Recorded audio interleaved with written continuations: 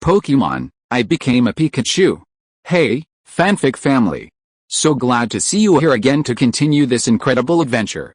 As always, kindly remember, this story is 100% fiction, so don't go looking for dimensional portals in your closet.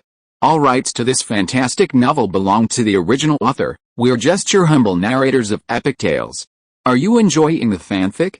Show it by subscribing to our YouTube channel and dropping us a like. And if you're impatient for more exclusive content, our Patreon is your happy place. Chapter 276 Electromagnetic Waves. Pikachu, Xiaoxia, well done. Xiaoxia's actions naturally didn't escape Mu Chen's notice. With Melodic and the other older women losing one after another, Mu Chen was prepared to use thunder, his ultimate move to deplete his electricity, to turn the tide. But unexpectedly, at that moment, the ancient giant Pokémon from the random quest appeared. When Mu Chen saw this thing causing trouble, his heart sank. Dealing with Lance had already exhausted all his methods. Adding an ancient lackism that looked difficult to handle, how was he supposed to cope? But who would have thought that Xiaoxia's reaction would be so quick? After a series of maneuvers, Lance, that idiot, was decisively fooled, mistaking the ancient lackism for Xiaoxia's Pokémon, and immediately ordered his Pokémon to launch a swarm attack. Regardless of whether they won or lost the battle, at least Mu Chen's pressure was immediately relieved. Mu Chen was confident he could handle just one Crobat. Although this creature was incredibly fast, its attack power was still within Mu Chen's tolerance range. Mu Chen knew that as long as he seized the opportunity, he could definitely take it down. Previously, what Mu Chen needed most was time.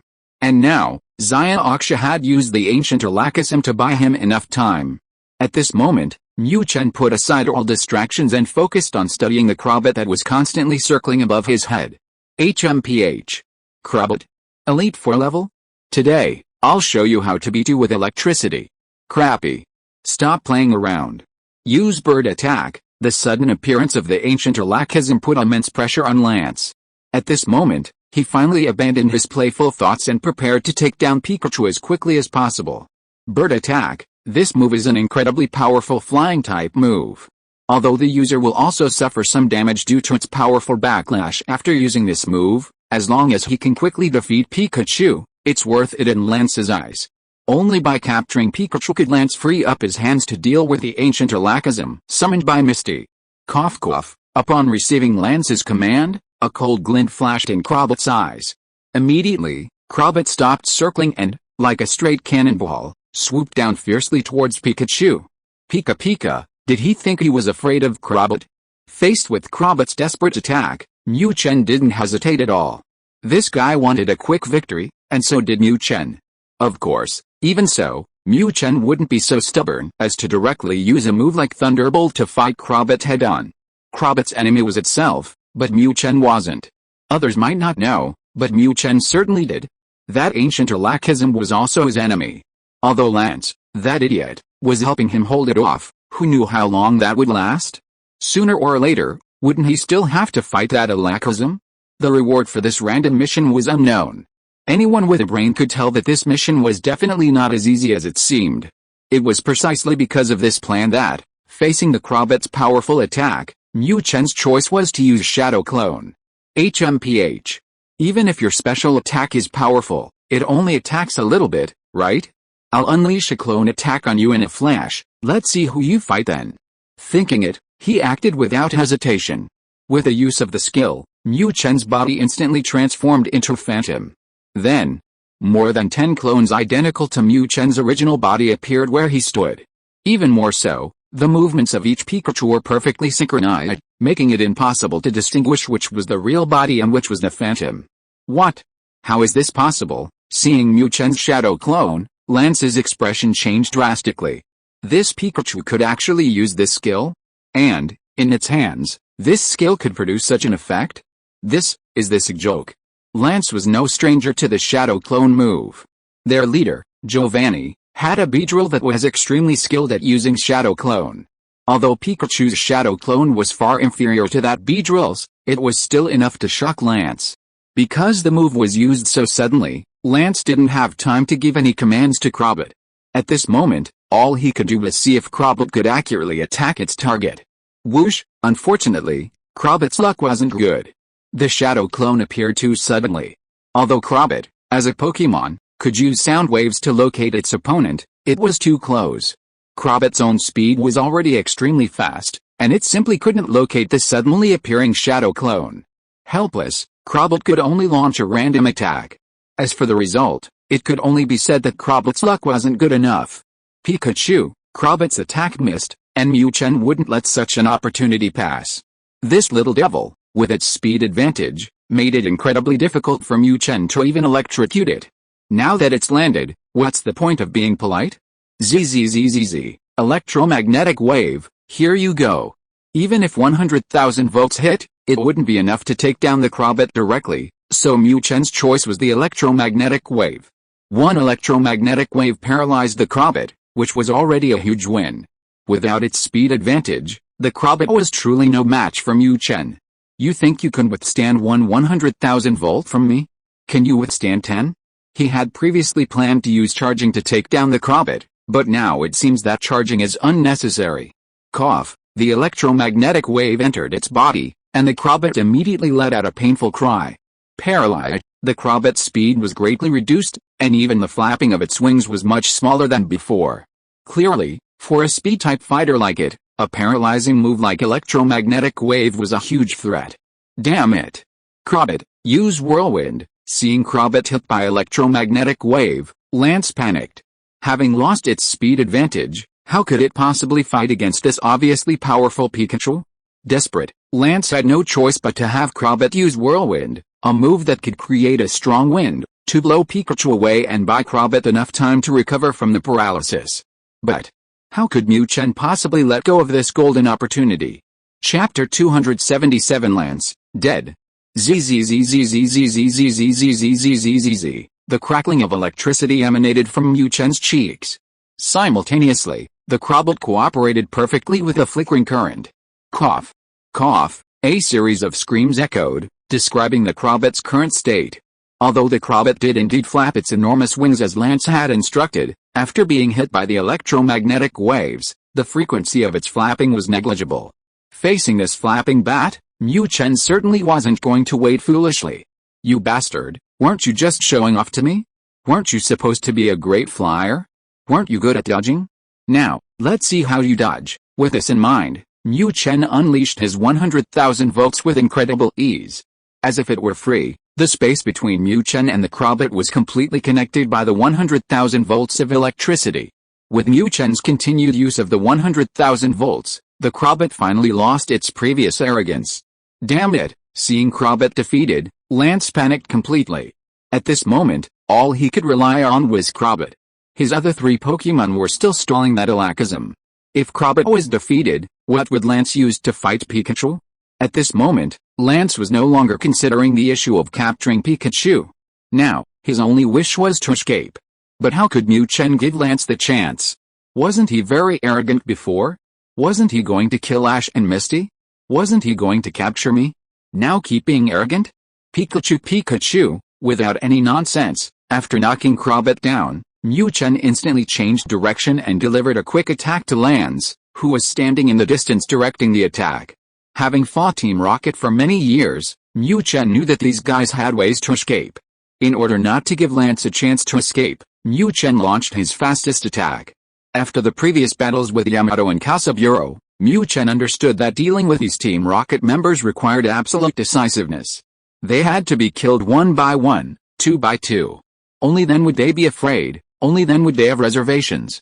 Otherwise, attacks like the previous ones would only increase. To protect his loved ones, Mu Chen had completely abandoned those unrealistic fantasies. Only blood would make these villains back down. Of course, the Team Rocket trio didn't count.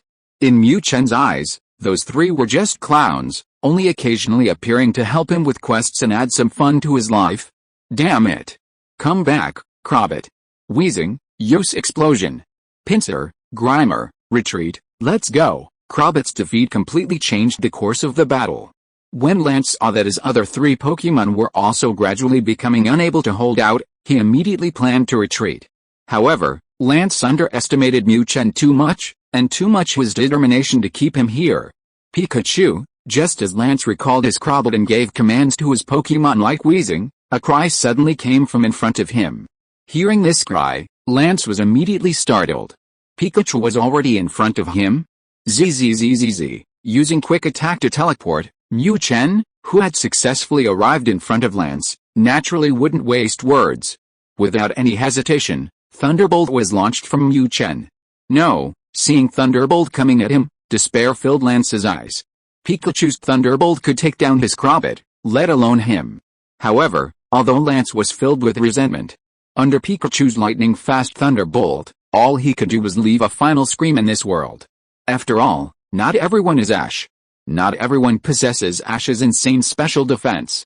Boom! Just as Lance died, the self-destruction of wheezing followed. A violent explosion rang out, and the ancient Alakazam, which had been suppressing wheezing and other Pokémon, was instantly thrown back. Whoosh! A piercing cry came from Alakazam's mouth. Clearly, this big guy wasn't feeling too good after taking that huge explosion. Cooey! Beep! Just as the ancient Alakazam was thrown back, two angry cries came from the smoke and dust of the explosion. These were Muk and Pinsir, who had retreated beforehand.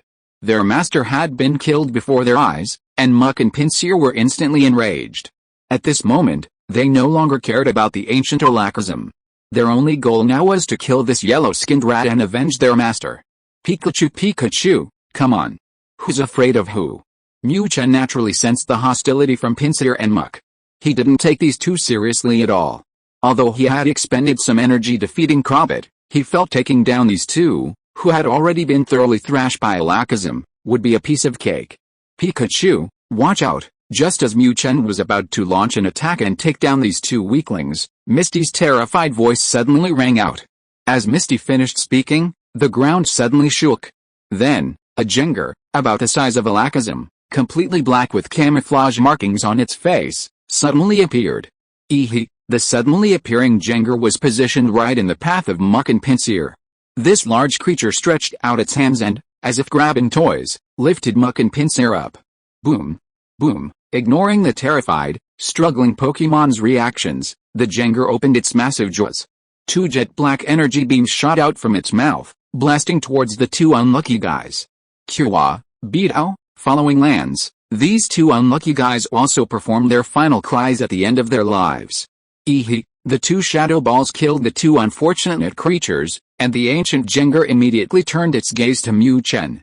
Looking at the ancient Jengar's scarlet eyes, Mu Chen was stunned. Pikachu, what the hell? What's going on? One ancient Alakazam wasn't enough, and now you've given me an ancient Jengar? Damn it! System, are you trying to kill me? Facing that ancient Alakazam, Mu Chen had no confidence whatsoever. Now that another one had appeared, Mu Chen was utterly speechless. But how could Mu Chen know that if he and Lance hadn't fought here, and if the energy from the battle hadn't constantly stimulated them, these beings that had been dormant for countless years would never have awakened? Chapter 278 Psychic vs. Ancient Alakazam. Pikachu, zzzzz. With Mu Chen's cry, sparks of electricity began to gather between his cheeks. Facing the suddenly appearing ancient Jengar, Mu Chen had to be cautious. This guy didn't seem easy to deal with at all. Although he didn't even consider the coughing or the Pinsir threat, the problem was this really necessary? Just picking them up and instantly killing them one by one? Putting everything else aside, the visual effect alone was a huge shock to Mu Chen. Therefore, facing this ancient Jengar that had its attention focused on him, the only thing Mu Chen could do was activate charge mode. Come on. Ever since I got the magnet, I haven't really tested the power of a charged 100,000 volt. Today, I'll use you as my testing ground. Hey, facing the charging Pikachu, ancient Jengar's crimson eyes revealed a hint of curiosity. This little thing, it didn't run away after seeing me? Was my attack not explosive enough? Surely not. That was a powerful move I'd been holding back for ages since I woke up. And what's this little thing doing now? Its face is all red from holding it in. Having slept for countless years, ancient Jengar's nature hasn't changed at all. These Pokémon, to put it bluntly, are still very fond of pranks. It's just that because of its overwhelming strength, ancient Jengar's pranks seem rather brutal to others. Whoosh! Meanwhile, Alakazam, knocked back by the explosion, charged back again. Because of Lance's death, No one paid attention to the heavily injured Weezing after using the explosion. Of course, not entirely no one paid attention, at least the injured Alakazam felt it absolutely couldn't tolerate it. How could such a two-headed trash like that injure me? This is absolutely unforgivable. Enraged, Alakazam ignored Weezing's current state and unleashed a powerful psychic attack on it. Boom, nothing unexpected happened. Weezing was already near death after using explosion. It should have been waiting for its trainer's Pokéball to summon it. Unfortunately, the unfortunate creature was met with Alakazam's psychic attack instead. No one paid any attention to Weezing's death. But, after killing Weezing, Alakazam turned its attention to Misty.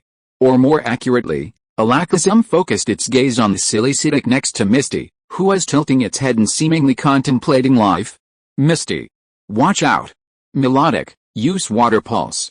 Gardevoir, use Psychic. Come out, Miss Squad, use Leech Seed. Pidgeotto was completely unable to fight, and Frostless was also essentially unable to continue. Seeing Zioaksha in danger, Ash quickly commanded his remaining Pokémon to provide support. Although Melodic and Gardevoir had been defeated earlier, their powerful regenerative abilities meant they could still use their moves a few times after a short recovery. Now, besides Pikachu, Ash's only remaining capable Pokémon was Lady Squad. Psyduck. Watch out, Zioaksha was startled to see Alakazam focusing its attention on Psyduck. The fighting power of this ancient Pokémon was astonishing. Even with Lance, the Good Samaritan, helping to delay Alakazam, Zioaksha hadn't felt it so strongly. Now, with Alakazam focusing all its attention on her, Zioaksha truly felt the terrifying pressure. Cool, right, however, Zioaksha overestimated Psyduck's intelligence. Upon hearing Zioaksha's words, before the words even finished, it decisively used the psychic attack it had just remembered on Alakazam. Clearly, Zioaksha's warning to be careful was misinterpreted as an attack. Whoosh, what the hell? Who gave you the courage? Seeing that this idiot Psyduck dared to attack first, Alakazam showed a hint of surprise. What the heck? The power of this psychic move is probably not even as strong as the aftershock of one of my moves. And you dare to attack first? Where did you get the courage? How can you be so confident? With doubts in mind, Alakazam didn't attack, but instead looked at the stupid duck below with a curious expression. As for the moves from Ash's Pokémon, with just a slight raise of its hand, an energy barrier appeared in front of Alakazam. This move was exactly the same as the light barrier used by Mewtwo, a light screen move that could block special attacks. Although Alakazam's light screen was much weaker than Mewtwo's, it was still very easy to withstand the attacks from Melodic and the other Pokémon. Cool, right? Psyduck was furious after its psychic attack failed to have any effect. This big fox is such a fool. It didn't even react to my attacks? I definitely messed with that psychic attack, that's why it didn't react. This time, I'm going to aim carefully and show this fool what I'm capable of. Regardless of strength, Misty's Psyduck doesn't have the word retreat in its dictionary when facing any opponent. In Psyduck's eyes, there's nothing a psychic attack can't solve. If there is, then I'll just use another psychic attack. Whoosh, Alakazam was initially prepared to see Psyduck flee in defeat after its first psychic attack failed. But who would have thought that this idiot would launch another attack? Are you really that stupid? Can't you tell the difference in our strength? After being provoked repeatedly, Alakazam finally lost all patience. Without a word, Alakazam raised its right hand, the one holding the ladle, and waved it towards Psyduck. Immediately, a pink energy gathered where it had swung. Whoosh, the gathered pink energy formed a beam, shooting straight towards Psyduck's psychic power. This was the psychic type move, Psychic Beam. Boom, a soft explosion rang out. Almost without any resistance, Psychic Beam shattered Psyduck's psychic power. Then, the undiminished Psychic Beam shot straight towards Psyduck. Cool, right, facing the incoming Psychic Beam, Psyduck neither dodged nor evaded, but instead tilted its head, lost in thought. Strange, where did my psychic power go? It's gone. Chapter 279 Mu Chen vs Ancient Chingar. Boom. Just as Psyduck was contemplating its fate, Alakazam's psychic beam struck without hindrance. Nothing unexpected happened. One psychic beam hit, and Psyduck was blasted away. Psyduck. Damn it, Starmie, come out, use water gun. Psyduck was blasted away, Ash's support was trapped in a light screen, and Pikachu was held back by the suddenly appearing Ancient Chingar. In this critical moment, Misty's only option was to save herself. Without Sidic cutting in line, Misty smoothly summoned her main force, Starmie. HAA. Pikachu, having fully charged, Mu Chen showed no mercy, unleashing a powerful thunderbolt at Ancient Jengar.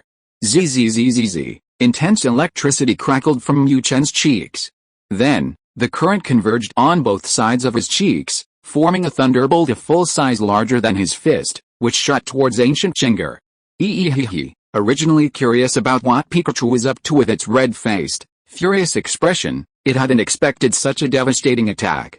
Faced with the incoming current, Ancient Jengar felt the pressure. This thunderbolt was incredibly powerful. Knowing its strength, Ancient Jengar dared not be careless. It raised its hands and unleashed a dark ghost-type energy attack at Mu Chen's incoming thunderbolt. This was Jengar's signature move, Shadow Ball. A shadow ball shot out, while Jengar continued waving its hands. Then, as Jengar waved its hands, streams of dark energy began to gather. Clearly, Jengar feared that one shadow ball wouldn't be enough to withstand a thunderbolt, so it had prepared several more in advance. Boom! Just as the Ancient Jengar was busy preparing more shadow balls, Mu Chen's thunderbolt collided with the first shadow ball that had been launched. The two energies collided, and a violent explosion resounded in the air. Whoosh! Before the dust from the explosion could dissipate, a golden beam of electricity shot out from the blast, striking the Ancient Jengar squarely. Clearly, just as the Ancient Jengar had predicted, one shadow ball wasn't enough to withstand Mu Chen's super thunderbolt. Seeing its shadow ball annihilated by thunderbolt, Ancient Jengar wasn't surprised, it had been prepared for this. With a series of swings of its hands, several more shadow balls shot out under its command, their target the incoming thunderbolt. Boom! Boom! Boom! The shadow balls collided with thunderbolt again, a series of explosions echoing in the air. This time, thunderbolt finally failed to break through the shadow ball's obstruction, vanishing into thin air along with them. Having successfully intercepted thunderbolt, Ancient Jengar didn't hesitate. Its crimson eyes suddenly shot out beams of pink energy, aimed at Mu Chen. While these energy beams had no offensive power, everything within their range would experience a severe sense of drowsiness. This was the psychic-type support skill, hypnosis. Clearly, the Ancient Jengar had also realized that this Pikachu was different from the two unfortunate creatures it had ambushed and killed before. This was an opponent worthy of its own. Pika Pika, hypnosis my ass. This move might work on other Pokémon, but it had no effect on Mu Chen. Damn it, I've listened to too many hypnotic songs in my past life. What's this? Taking advantage of the Ancient Jengar's use of hypnosis, Mu Chen quickly activated and pounced on the Ancient Jengar. The charged Mega Thunderbolt hadn't worked. And the regular Thunderbolt naturally wouldn't have any effect either. Therefore, Mu Chen's choice was to close the distance with this thing and fight a war of attrition. You can block my moves from a distance, but what if I'm right next to you? Under your feet? You're so big, I don't believe you can be that fast. Before, when facing that Crobat, Mu Chen's speed was not an advantage. However, Mu Chen was still very confident facing the over 3-meter tall Ancient Jengar.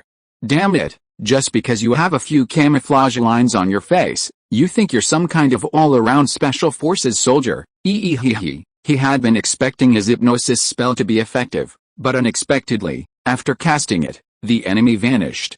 In its panic, the Ancient Jengar only saw a golden figure rushing towards it. Seeing this golden figure approaching, the Ancient Jengar panicked.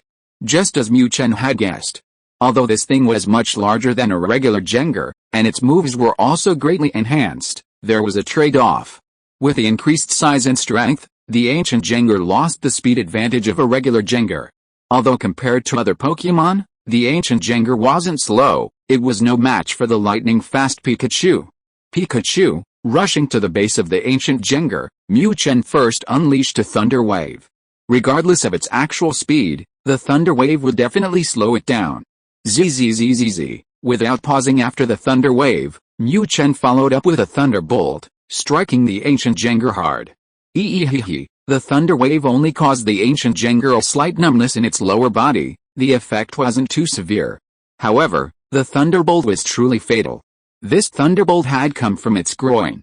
With its vital area attacked, the Ancient Jengar let out a pitiful roar. Pikachu, holy crap! It worked. Seeing the Ancient Jengar's reaction, Mu Chen's spirits soared. All I wanted to do was close the distance and ensure a higher hit rate. I never expected the effect to be so remarkable. What more can I say? 100,000 volts, here I come. Chapter 280 Xiaoxia, Crisis. Whoosh, just as the ancient Jengar was sent flying by Mu Chen's attack from below, Alakazam was unleashing its full power. Melodic and Gardevoir were in poor condition, resulting in insufficient move power, and Misfortune wasn't good at strong attacks to begin with. This meant that Ash was helpless against Alakazam's light screen move. Having defended against the attack from Ash's direction, Alakazam focused all its attention on Misty. Clearly, this guy was a lecherous old man and had no interest in men. Despite being focused on by Alakazam, Misty couldn't feel any joy. Psyduck, which had been blasted away, was still nowhere to be seen, and Starmie was gradually unable to withstand the powerful Alakazam. Hold on, Starmie, use Ultra Shot to dodge Alakazam's attack. In the clash of special attack moves, Starmie and Alakazam were on completely different levels. After only 2 rounds of exchanges, Starmie had already been defeated. Left with no other option, Misty could only command Starmie to start spinning, hoping to dodge Alakazam's attack with a high-speed spin. Although Starmie had dodged in advance, its movement speed was still somewhat lacking compared to Alakazam's extremely fast attack. As for what to do after capturing her, that's best left unsaid. If Mu Chen saw this situation, he would definitely go into overdrive to save his girlfriend. However, Mu Chen was still enjoying letting the ancient Jengar experience the pleasurable attacks from below. But, in Mu Chen's absence, and with Xiaoxia in danger, someone finally stepped forward. Of course, to be precise, this person wasn't exactly human. Cool, right, just as Alakazam began to slowly move, pressuring Xiaoxia, the soil in front of it suddenly churned. Then, a small, pointed yellow tail appeared. After a sway, the owner of the yellow tail did a somersault, revealing its true form. This was none other than Psyduck, who had been blasted into the mud by Alakazam's psychic beam. Facing Alakazam, which was far larger than itself, Psyduck showed no fear. It hadn't appeared before simply because it had been blasted headfirst into the mud and struggled to climb out. Now, Psyduck is back. Great. Psyduck, use Psychic. Just when they were at their wits' end, that idiot Psyduck actually appeared, which was undoubtedly a huge boost for Misty. Without even considering whether Psyduck could stop Alakazam, Misty quickly gave it the command. At least, it could buy them a little time, right? Whoosh, it's you again, you moron. Alakazam was slightly taken aback when it saw Psyduck dare to show its face again. Damn it, didn't you learn your lesson from that last time? Who gave you the courage? Don't you know the difference in strength between us? Facing the Psyduck that kept provoking it, Alakazam was furious. Since you dared to disturb your great ancient Alakazam daddy's girl chasing? I think you're asking for death? No need to say anything. If one attack didn't work, then let's try again. Without hesitation, Alakazam raised its hands and unleashed an illusion jutsu on Psyduck. This time, I don't believe this stupid duck can withstand it. Cool, right, Psyduck perfectly embodied the meaning of courage. Facing Alakazam's attack, Psyduck neither dodged nor evaded. After letting out a cry, Psyduck immediately unleashed a psychic attack, blasting towards the oncoming psychic. However, while its courage was commendable, its intelligence was questionable. After using its psychic, Psyduck still didn't change position or make any defensive moves. And this resulted in it paying a heavy price once again. Boom, the two attacks collided, and Psyduck's psychic was unsurprisingly annihilated in midair. Immediately afterward, Alakazam's psychic continued its relentless attack, slamming into Psyduck. Cool, right, once again blasted away, Psyduck painfully clutched its head. Clearly, with its limited intelligence, it couldn't understand what it lacked compared to Alakazam. Why couldn't it beat it? Ouch! Psyduck, hang in there. Although Psyduck often left Xiaoxia speechless, at this moment, all she could rely on was this silly duck. Seeing it get blasted away again, Xiaoxia's lips twitched slightly. Psyduck, hang in there. Whoosh, seeing Psyduck enter a state of thinking about life after being blasted away, Alakazam nodded in satisfaction. Right? Why don't you think about the difference in our strength before you rush in as cannon fodder? Clearly, with all obstacles gone, Alakazam narrowed its eyes again and slowly walked towards Xiaoxia. Cool, right, but just then, Psyduck's cry came from behind Alakazam once more. Clearly, this guy's brain cells were insufficient. After pondering life for a moment, Siddhik, unable to find an answer, launched another attack on Alakazam. Chapter 281 Siddhik? No. This is the duck god. Pikachu. Mu Chen was completely unaware of Ziox's current predicament. It was the dead of night, visibility was poor, and with a powerful ancient Jengar right in front of him, how could Mu Chen possibly notice Ziox's situation? He could see explosions and deafening roars from the corner of his eye, and the lights were on full blast. This meant Ziox and Ash were still battling the ancient Alakazam. Based on this assessment, Mu Chen focused all his attention on the ancient Jengar. After a barrage of thunderbolts, the creature was clearly starting to give out. Watching its twitching lower body, Mu Chen knew it wouldn't be long before he defeated it. The ancient Jengar was incredibly frustrated. Despite its immense power, it couldn't hit its opponent and was constantly being attacked from below. Who could stand for that? Finally, after struggling for a while, the ancient Jengar let out a painful howl. This thing couldn't hold on any longer. Damn it, I'm not playing with you anymore. The world is too dangerous now, this ghost will just go back to sleep. Pikachu, just as he was enjoying the electric shocks, the ancient Jengar's figure suddenly became ethereal. Then, before Mu Chen could react, the ethereal ancient Jengar completely vanished from the world. It was as if it were all a dream, as if this thing had never existed. What the hell? Where did it go? What's going on? With his opponent gone, Mu Chen was dumbfounded. Holy crap! Is this a fight or not? If you're going to fight, give me a reason. If you're not going to fight, at least give me a message. What the hell is this? Did it run away? Or did it change tactics and prepare a counterattack? Because he didn't know the strength of this ancient Jengar, facing this suddenly vanished behemoth, Mu Chen dared not make any rash moves. Who knew if this bastard would suddenly attack him?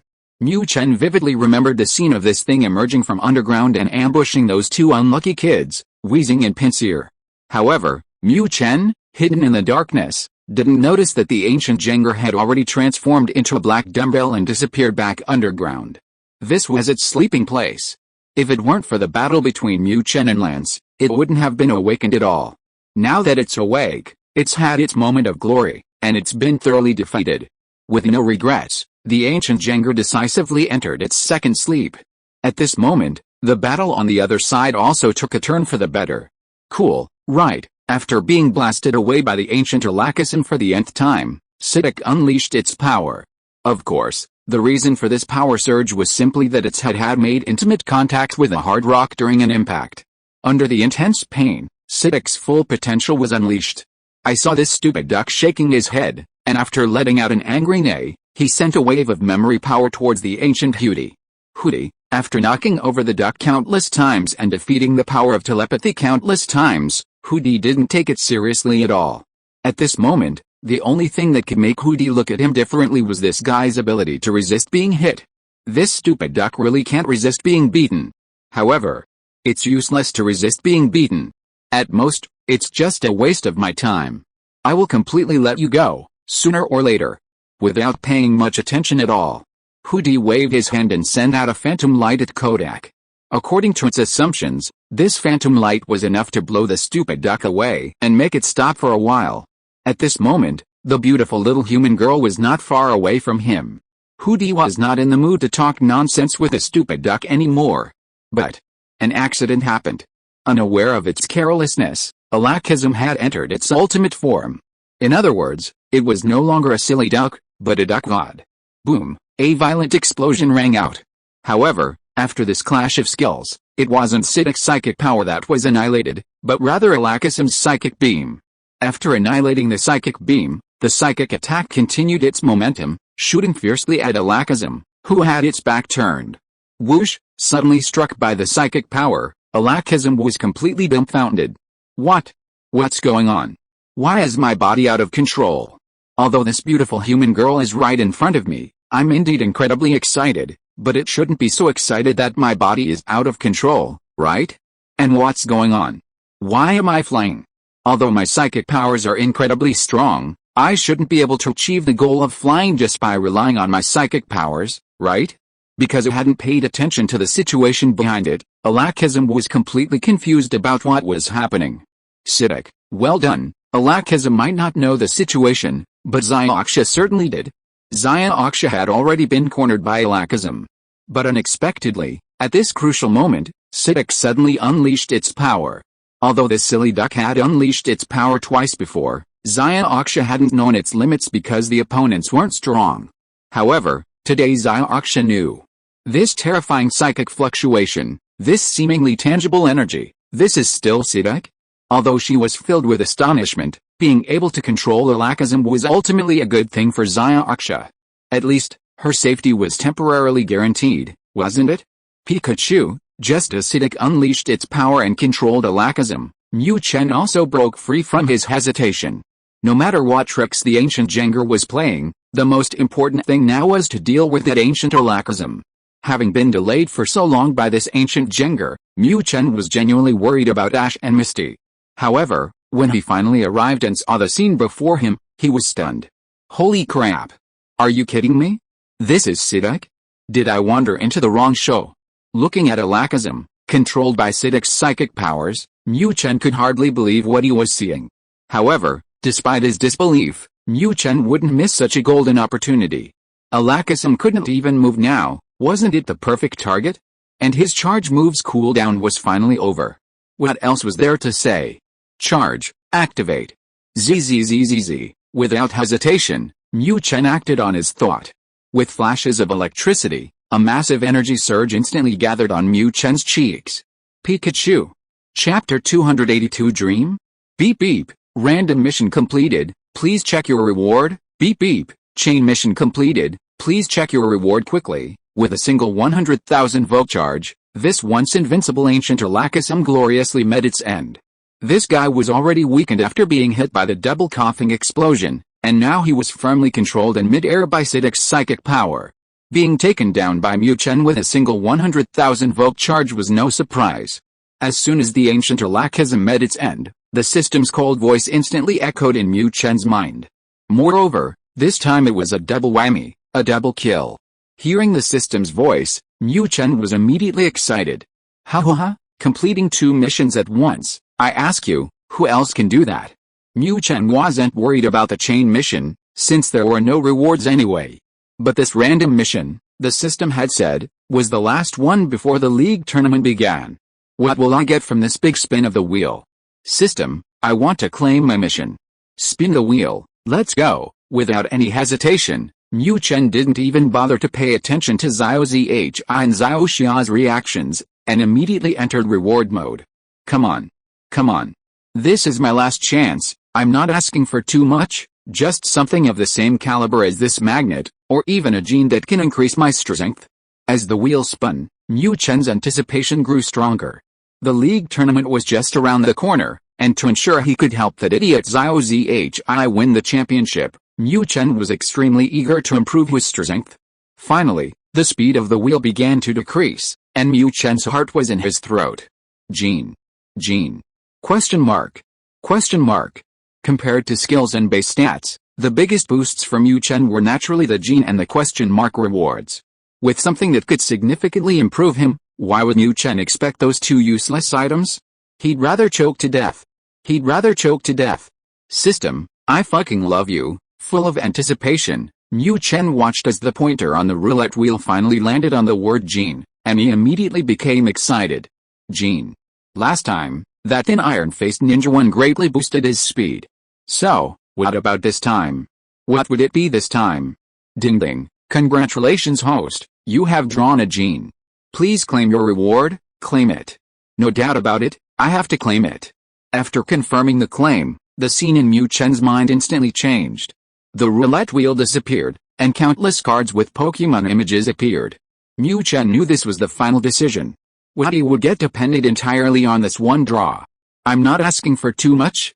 A special attack boost would be best, but if not, a resistance boost would be fine too. Facing this final chance for improvement, Mu Chen trembled with excitement. Come on. Enough said, draw the prize, begin. With Mu Chen's confirmation, countless cards began to churn in his mind. Finally, all the cards gradually dimmed. Only one card, shimmering with golden light, shone brightly in Mu Chen's mind. Clearly, this was the reward Mu Chen had finally drawn. What the hell? What's going on? Last time, when I drew that weak ninja card, it didn't have such amazing effects, did it? Looking at the glittering golden card in his mind, Mu Chen was completely bewildered. Last time, it seemed pretty ordinary. What's going on this time? Could it be that I won the grand prize? Thinking of this, Mu Chen became instantly excited. Hundreds or thousands of Pokémon? If he could win the grand prize in one go, that would be truly wonderful. System. What did I draw? Quickly cancel this golden light effect. I can't see anything. The constantly flashing golden light continued, and Mu Chen genuinely couldn't see what was on the card. Ding ding. Congratulations host, you have drawn a mythical beast card. Mu? Holy crap. What the hell? Mu? Hearing the system notification and seeing a pink, fox-like creature on the card after the golden light faded, Mu Chen almost thought he was dreaming. Holy crap. Did I really hit the jackpot? What the hell is this? A mythical beast? Hurry. System, hurry up. What can this thing improve me? Does it turn me into Pikachu? Mu Chen didn't know much about Pokemon like Mew, but he knew a little about it from playing Pokemon. And the system said it was a mythical beast. What else was there to say? Let's get this going. Mu Chen also had some understanding of mythical beasts from playing Pokemon. It's another way of saying legendary Pokemon. Some beings are equivalent to legendary Pokemon, but they're also called mythical beasts. But whether it's a legendary Pokemon or a mythical beast, it's still an awesome thing, right? Beep beep, Mew, can increase all of the host's attributes by 5%, what? Are you kidding me? That's it, a mythical beast? That's it? He was initially full of anticipation, but after receiving the system's reply, a wave of disappointment instantly overwhelmed him. Damn it. A mythical beast. A divine beast. And this is all it does? Yes, there are 6 attributes in total, adding up to 30%, which isn't bad, but 5%? How much of an effect can that have? It's not even as good as a single powerful attribute. Ding ding, dream, grants the host the dream gene, thereby granting the ability to transform. Just as Mu Chen was feeling utterly disappointed, the system's voice sounded again. At this moment, Mu Chen was excited again. Damn it. The ability to transform? Really? Does this mean I can become human? While transformation doesn't increase Mu Chen's combat power, since it's transformation, becoming human is possible, right? If he could really transform back into human, wouldn't he be able to be with Xiaoxia? Thinking about this, Mu Chen was mesmerized. However, the system seemed to be just toying with him. Just as Mu Chen was immersed in his bright future, the system's cold voice rang out again. Beep beep, the host's current abilities are insufficient, transformation is unusable. Please work hard to improve, I'll F your entire family and ancestors for 18 generations. You damn system. How dare you mess with me? Mu Chen understood the meaning behind the system's last sentence perfectly. Clearly, the system was telling him that he was too weak to control the divine beast's genes. Transformation was out of the question. Chapter 283 with a goal and motivation, let's go. Pikachu, are you alright? Thanks a lot today. Of course. And Psyduck, you did a great job too. Just as Mu Chen was still mentally ranting about the system, Xiaoxia's voice came through. The ancient Jengar had disappeared, and the ancient Lackism had also met its end. So Xiaoxia naturally recovered from her panic. However, after Xiaoxia calmed down, she discovered that the 2 Pokémon that had made such a great contribution to the battle were actually acting strangely. Or rather, one of them, Psyduck, after defeating its opponent, started struggling with its head, which was normal, so Xiaoxia wasn't surprised. But what was Pikachu doing? Was it injured? Or what happened? Why was it lying there motionless? No. It was moving. But what was wrong with this little rascal? Why was it twitching like that? Pika, hearing Xiaoxia's call, Mu Chen finally snapped out of his deep cursing of the system. Alright? I'm in terrible shape. Seeing Xiaoxia intensified Mu Chen's frustration. Damn it. I saw hope, but it's over before it even began? Mu Chen was filled with an urgent desire to transform into a human. Xiaoxia, so fragrant, was right in front of him, and he couldn't eat her. The torment was unbearable for most. Before, when there was no hope at all, it would have been manageable. But now, with hope in sight, being told he wasn't good enough, it was incredibly disheartening. Phew. Thank goodness you're alright.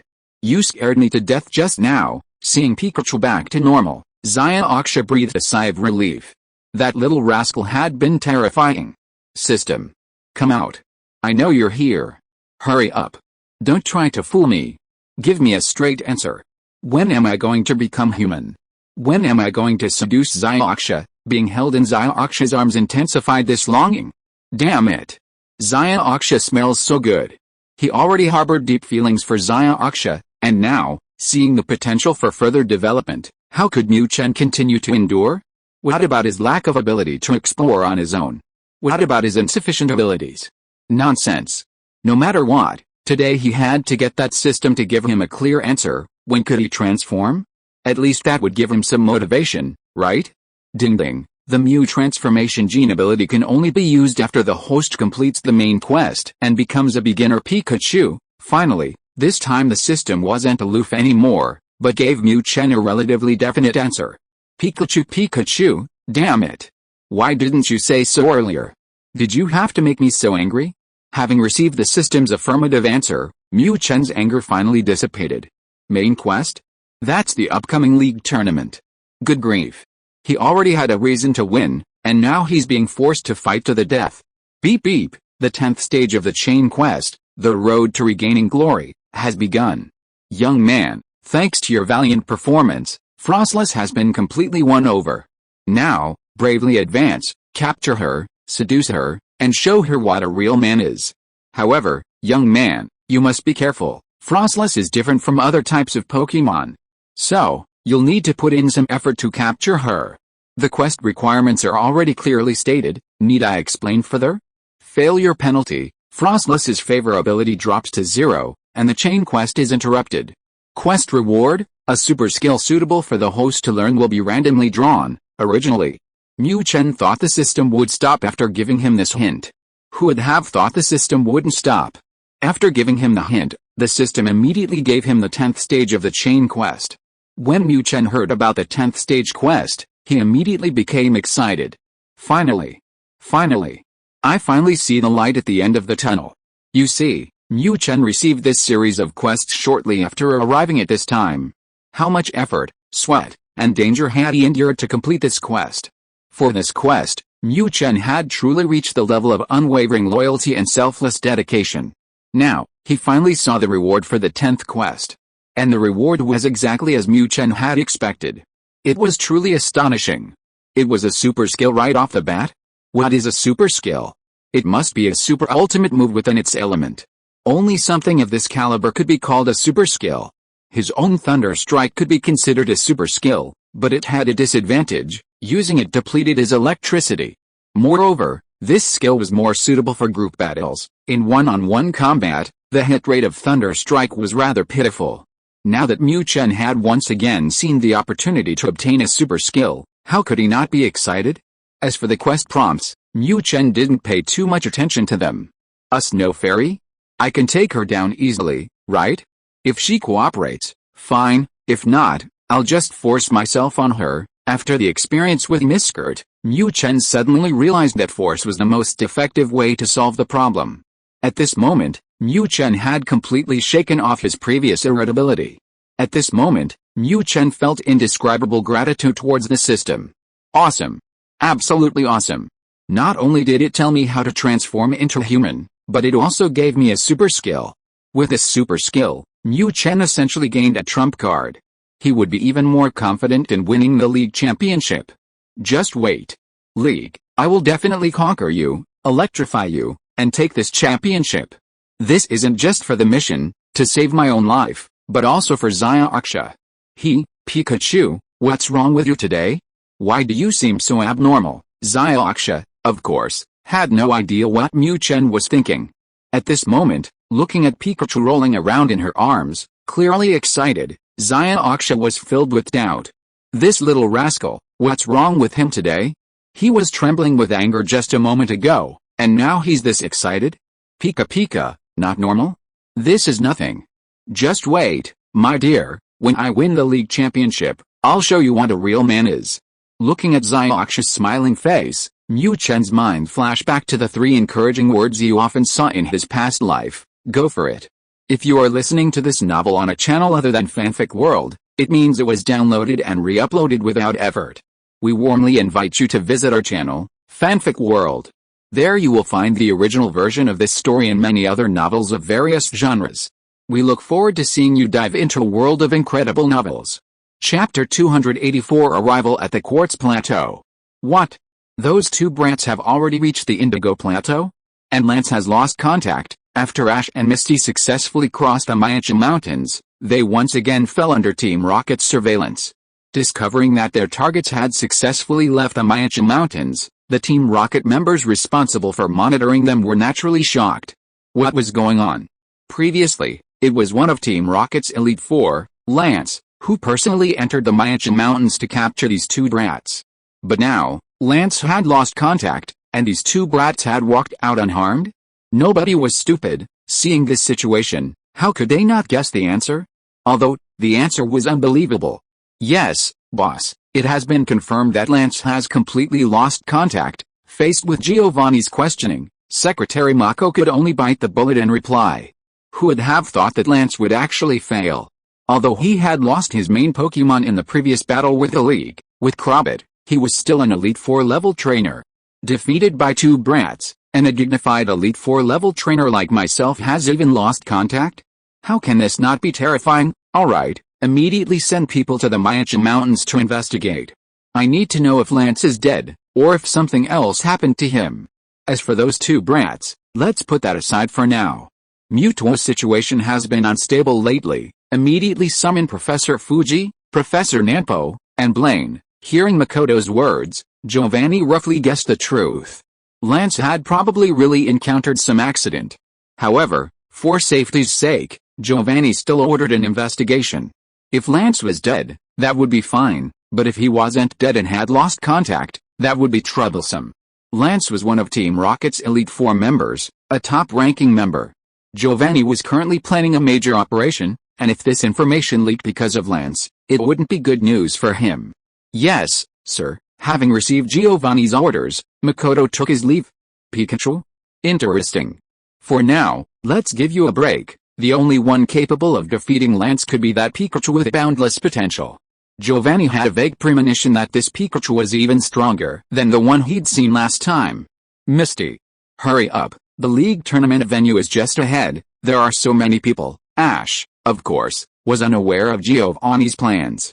At this moment, he and Misty had already arrived at the venue specifically set up for the league tournament on the Indigo Plateau. Looking at the bustling scene ahead, Ash was immediately excited. The league tournament. Here comes Ash. Hey, Ash, slow down. Misty naturally understood Ash's excitement. But, was there really a need to rush? The tournament venue is right here, they couldn't run away, so why the rush? After walking so fast, Misty was already drenched in sweat. Pikachu, despite the fragrant scent emanating from Misty, Mu Chen felt little excitement. At this moment, he was in a state of deep distress. Why? How the hell was he supposed to defeat this ghost-type Pokémon? Her body was practically an illusion, he couldn't find a way to attack her. During their journey, Mu Chen had tried more than once to complete the final link in the chain of quests. However, once he actually started, he realized why the system had given him the warning. This Frostless was truly different from other Pokémon. Although this little vixen was very cooperative, offering no resistance to Mu Chen's actions, and even actively cooperating with him, Mu Chen simply couldn't do anything to her. What the hell was going on? Beneath that snow-white dress lay an ethereal spirit. How was he supposed to deal with this? Poking at thin air? Mu Chen was completely bewildered by this situation. Damn it! How am I supposed to fix this? In desperation, Mu Chen even experimented with poking the air. However, after poking, he found it was completely useless. Looking at the snow fairy's innocent eyes, Mu Chen was exasperated. Damn it! System, you're just messing with me. Zaya Aksha is, and the snow fairy is too. Why do I always have to play this game of seeing but not being able to have? I have absolutely no gaming experience. At this point, Mu Chen had given up on completing the mission quickly.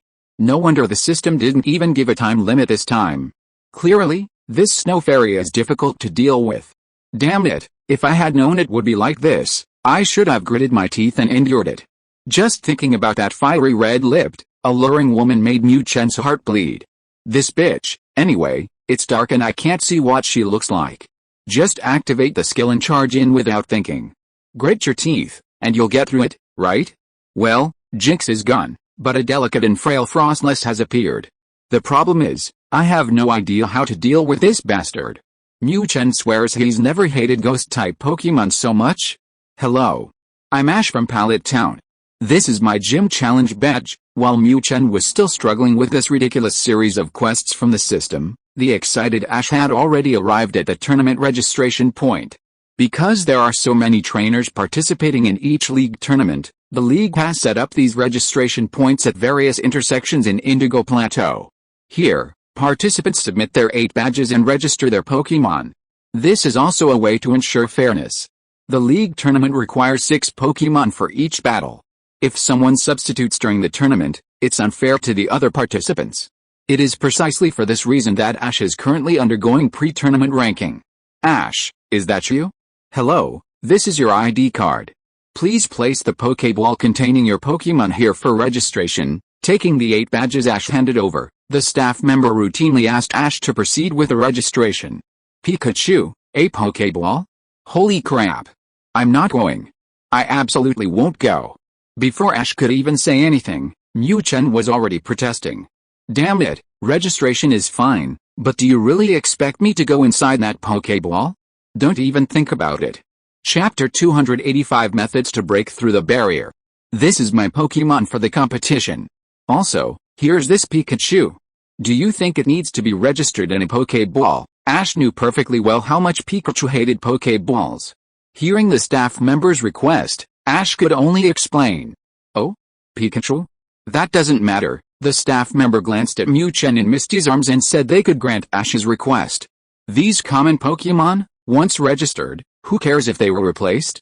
No matter how many times they're replaced, it's still just Pikachu. What fighting power does it have? Pikachu. Mu Chen felt deep contempt in the staff member's eyes. Damn it. Just you wait, I'll electrocute you all. Being looked down upon by a gatekeeper, Mu Chen felt hurt. You blind fools, just you wait, I'll show you who the real boss is sooner or later. Ash, please take your Pokeball. Your registration is complete. Good luck. The staff member, of course, didn't care about Pikachu's disdain. When he saw the Pokemon Ash had registered, he immediately looked at the kid with newfound respect. This strength is impressive. What's even more surprising is that besides Pidgeotto and Pikachu, 2 common Pokemon, the others are rarely seen in the Kanto region. This is enough to prove Ash's strength. In the staff member's opinion, regardless of the actual combat power of Ash's Pokemon, just looking at this lineup, he has a very good chance of at least making it into the top 16, or even the top 8.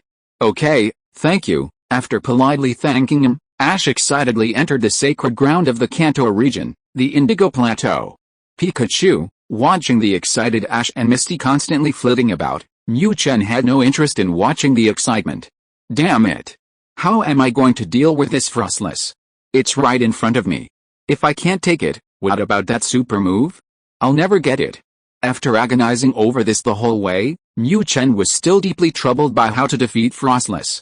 Because it had no physical form, Mu Chen genuinely couldn't find a starting point. This feeling of seeing it but not being able to touch it was truly agonizing. Little did Mu Chen know, he would soon have an inspiration for how to defeat Frostless. Several days passed in a flash. Soon, the date for the league tournament arrived. Holding his entry pass, Ash arrived at his first battle arena, the Ice Arena. Kid, you think you're my opponent? Well then, let me show you the power of Mr. Rattata. Naming oneself after one's Pokemon isn't uncommon, but it's not exactly rare either. The opponent standing before Ash was someone whose Pokemon was named after him. Mr. Rattata?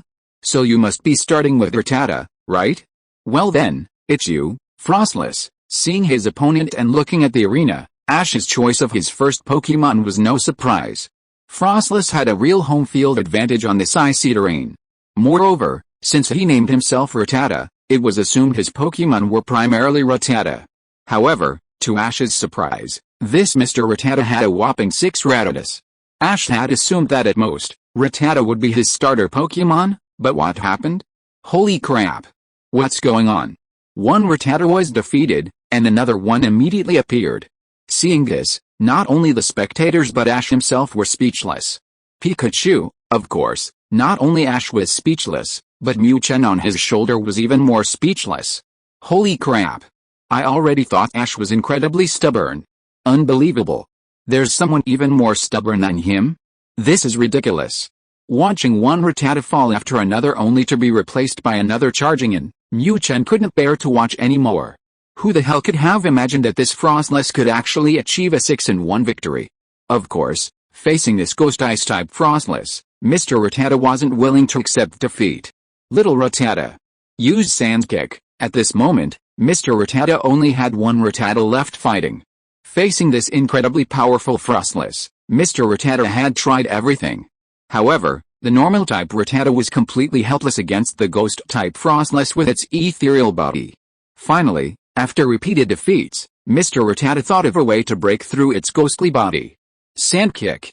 Lada. At the trainer's command, the little Rattata whirled around, its alluring rear end facing the Frostless, and began to frantically thrash about. As the Rattata thrashed about, fine snow, frost, and even dust from the ground splattered onto the Frostless's body. Although this move didn't cause any damage, it did create an opening in the Frostless's ethereal form. Covered in dust, the Rattata could finally launch a physical attack. However, the Rattata's strength was limited, all it could do was annoy the Frostless. Mino, a furious icy blast landed, and the Rattata was gloriously defeated. Awesome. We won, a first battle ending in a 6-on-1 victory. Ash's excitement was understandable. Pikachu, Ash wasn't the only one excited. At this moment, Mu Chen was equally thrilled. Watching the little Rattata use Sand Kick on the Frostless, Mu Chen felt as if he had grasped something. Holy crap. This Frostless is an ice ghost type. Although her body is ethereal, it will solidify if it comes into contact with ice and snow. Damn it. Why didn't I think of that before? At this moment, Mu Chen had found a way to break through the Frostless's final barrier. HMPH. Little thing, just you wait. Tonight, I'll make you receive the punishment from your Pikachu grandpa. Mu Chen knew that as long as his guess was correct, taking down this Frostless would be no problem at all. Once he successfully defeated this little vixen, he could claim the ultimate prize in this series of quests. A super move. At least something comparable to Thunder.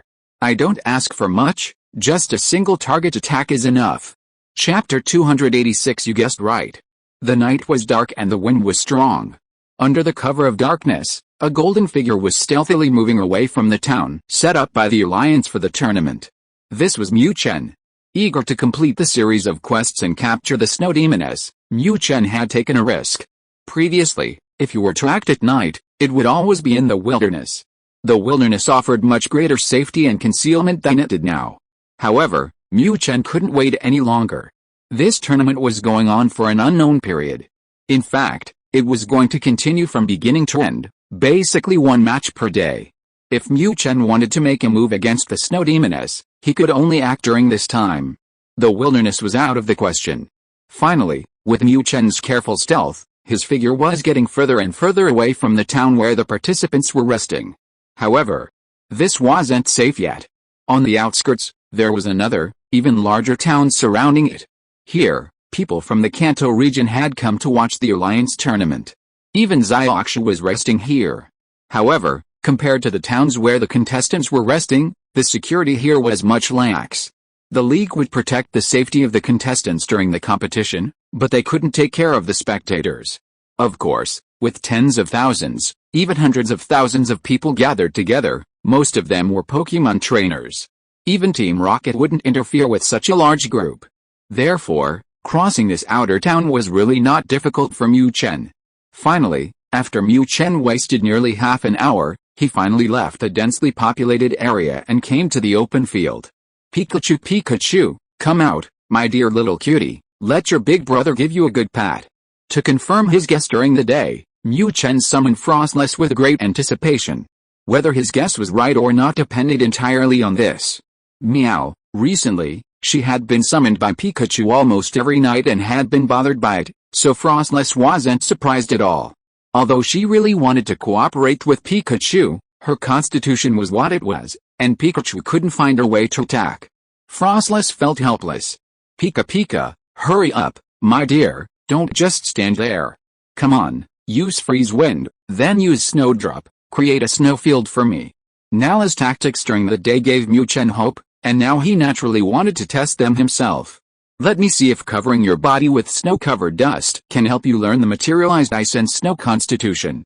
Mellow, Frostless wasn't as arrogant as Gardevoir, nor as haughty as Lady Skirt. When facing Mu Chen, she basically offered no resistance. Now, hearing Mu Chen's request, Frostless didn't hesitate. With a wave of her hand, she summoned a flurry of snow. Pika Pika, come on, my dear, you don't have enough snow. Seeing the thin layer of snow covering the ground thanks to the snow fairy's efforts, Mu Chen was quite dissatisfied. What effect could such a small amount of snow possibly have? Give us more. Meow, summoning ice and snow is tiring, okay? I don't have a weather-changing skill like hail. The snow fairy was helpless regarding Pikachu's request. Frankly speaking, her strength was basically at the bottom compared to Ash's. Expecting her to change the weather in an area using her own power was indeed asking too much. Finally, after her pretty face turned completely red, the snow fairy heard Pikachu's voice calling for a stop. Pika Pika, alright, that's enough. You should rest a bit, don't run out of stamina. Although she was the one primarily expending the stamina, the snow fairy, as the defender, also needed to maintain a certain level of stamina. Meow, resting? Then let's go. Frostless had long been mentally prepared for Pikachu's attack. Unfortunately, her constitution had delayed her until now. Seeing the yellow-skinned mouse's confidence today, Frostless's heart was filled with anticipation. Pikachu Pikachu, holy crap. You're even more impatient than me? Don't panic, just wait. Hearing Frostless's words, Mu Chen was stunned. He hadn't realized this little vixen, seemingly shy, was actually so bold and eager inside. What else was there to say? Let's go. Without a word, Mu Chen's short arms swung around, tossing the snow-covered dust from the ground at Frostless. Malloy, what are you doing? What are you doing? It's so dirty. Although Frostless was generally submissive, she had one particular trait. This little vixen was a clean freak. This was why she was so angry during the final battle against Rattata. She was originally preparing to await Pikachu's attack. But instead of an attack, a cloud of dust covered her. This was unacceptable to Frostless. Pikachu Pikachu, enough with the nonsense. Come on. My dear, prepare for my raging storm. A cloud of dust rose, and Mu Chen noticed that Frostless's physique had changed. Clearly, this method was effective. At this moment, Frostless's body was no longer the intangible, ethereal form of ghost Pokémon, but rather leaned towards an ice-type body. Mu Chen didn't care at all, as long as he had a physical form, that was enough. All I wanted was to complete the mission. Without any further ado, with high-speed movement and a flash of lightning, Mu Chen instantly transformed into a golden bolt of lightning, pouncing on Frostless. Meow, although she was somewhat prepared, Frostless was still taken aback by the sudden attack. Unfortunately, having lost the initiative, and with her strength far inferior to Pikachu's, Frostless couldn't even manage a basic defense before being tackled to the ground by Mu Chen. Pika Pika, ha ha ha. Finally succeeded. This time, Mu Chen finally found himself able to launch a substantial attack on Frostless. But why the hell is it so cold? Damn it. I wasn't prepared to experience the extremes of ice and fire. Frostless's body had now transformed into an ice type, so the cold was inevitable. Meow. Meow. Meow. Although it was cold, Mu Chen gritted his teeth and endured it to complete the mission. While Mu Chen could endure it, Frostless was suffering terribly. With such a vast difference in strength, facing Pikachu's ferocious attack, all Frostless could do was let out a slightly mournful cry in the midnight air. Chapter 287 The Electric Ball Swings. This battle is yours, Gardevoir. Ash had once again stepped onto the stage of the league tournament. Because his opponents were relatively weak in the early stages, Ash had completely let loose and played freely. Of course, Mu Chen was perfectly content with this easy win. After all, he wouldn't gain much experience from beating weaker opponents, so why bother? At this moment, Mu Chen's thoughts were mostly on his newly acquired skill. Originally, Mu Chen had high hopes for the skill. Initially, he only wanted a single target skill, and if it could broaden his coverage, that would be perfect. However, the system clearly wasn't going to let him have his way. Single target, indeed. But the coverage. Damn. Was he really forcing him to rely on some mysterious power to survive? This was Mu Chen's only thought after seeing the skill the system rewarded him with. What the hell? Another electric-type skill? But the description of the electric ball skill seems a bit strange. The power is determined by the speed difference between the user and the enemy? This means the damage of this skill isn't fixed? If the user is faster and the opponent is slower, the skill's power will be greater? That's roughly the gist of it, judging from the literal meaning. But the problem is, Mu Chen genuinely has no idea how powerful it actually is. Thunderbolt is already considered a powerful single-target attack among electric-type moves. Now, Mu Chen really doubts whether this electric ball is even as powerful as Thunderbolt. Screech, just as Mu Chen was deep in thought, Gardevoir, who was in the middle of the match, let out a painful cry. At this moment, Gardevoir had already defeated 3 of its opponent's Pokémon. However, when facing the 4th Pokémon, Gardevoir suffered a great loss. It was just a Rattata. No one expected that this big rat would actually know the Dark-type move, Sucker Punch. Caught off guard, neither Ash nor Gardevoir made any preparations. After being hit by Rattata's surprise attack, Gardevoir could only try to escape Rattata's pursuit by repeatedly using Teleport. However, this was merely a delaying tactic. Under Rattata's relentless pursuit, Gardevoir's defeat was only a matter of time. Damn it! Gardevoir, you've worked hard. Next up, Pikachu? Do you want to join the battle? After some hesitation, Ash decided to recall Gardevoir. But before he could even send out his favorite Pokémon, Pikachu, who had been lounging on his shoulder, darted out. Seeing this lazy Pikachu actively seeking battle, Ash was genuinely surprised. This wasn't like Pikachu, was it? In Ash's opinion, his Pikachu is quite proud. It never had the desire to fight unless faced with a strong opponent. This could also be interpreted as it possessing the heart of a strong man, disdaining to fight weaklings. It was precisely because of his understanding of Pikachu that Ash planned to send Pidgeotto or another Pokémon into battle. But unexpectedly, Pikachu took the initiative. Pika Pika, of course, why would I jump out if I wasn't going to fight? Wouldn't it be better to just sit on your shoulder and watch all those girls watching? Hearing Ash's question, Mu Chen rolled his eyes.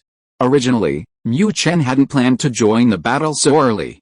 Aren't the main characters always the last to appear? However, because he was concerned about the power of the electric ball move, Mu Chen chose to join the battle after Gardevoir's defeat. At least, let me test the power of that electric ball.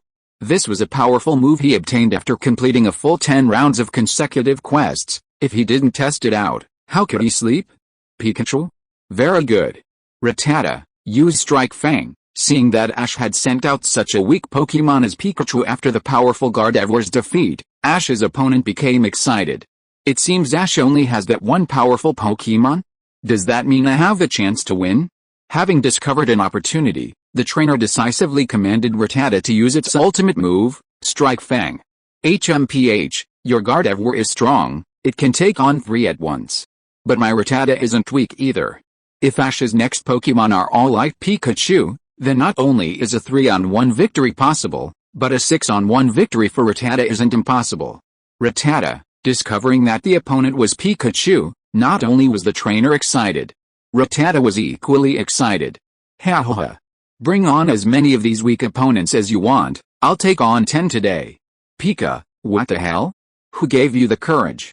You think you can take on 10? Are you kidding me? Hearing Rattata's idiotic voice, Mu Chen sneered repeatedly. Does he really think I'm made of clay? Come on. Today I'll let you experience my electric ball. Activating high-speed shift, Mu Chen's speed instantly became a blur.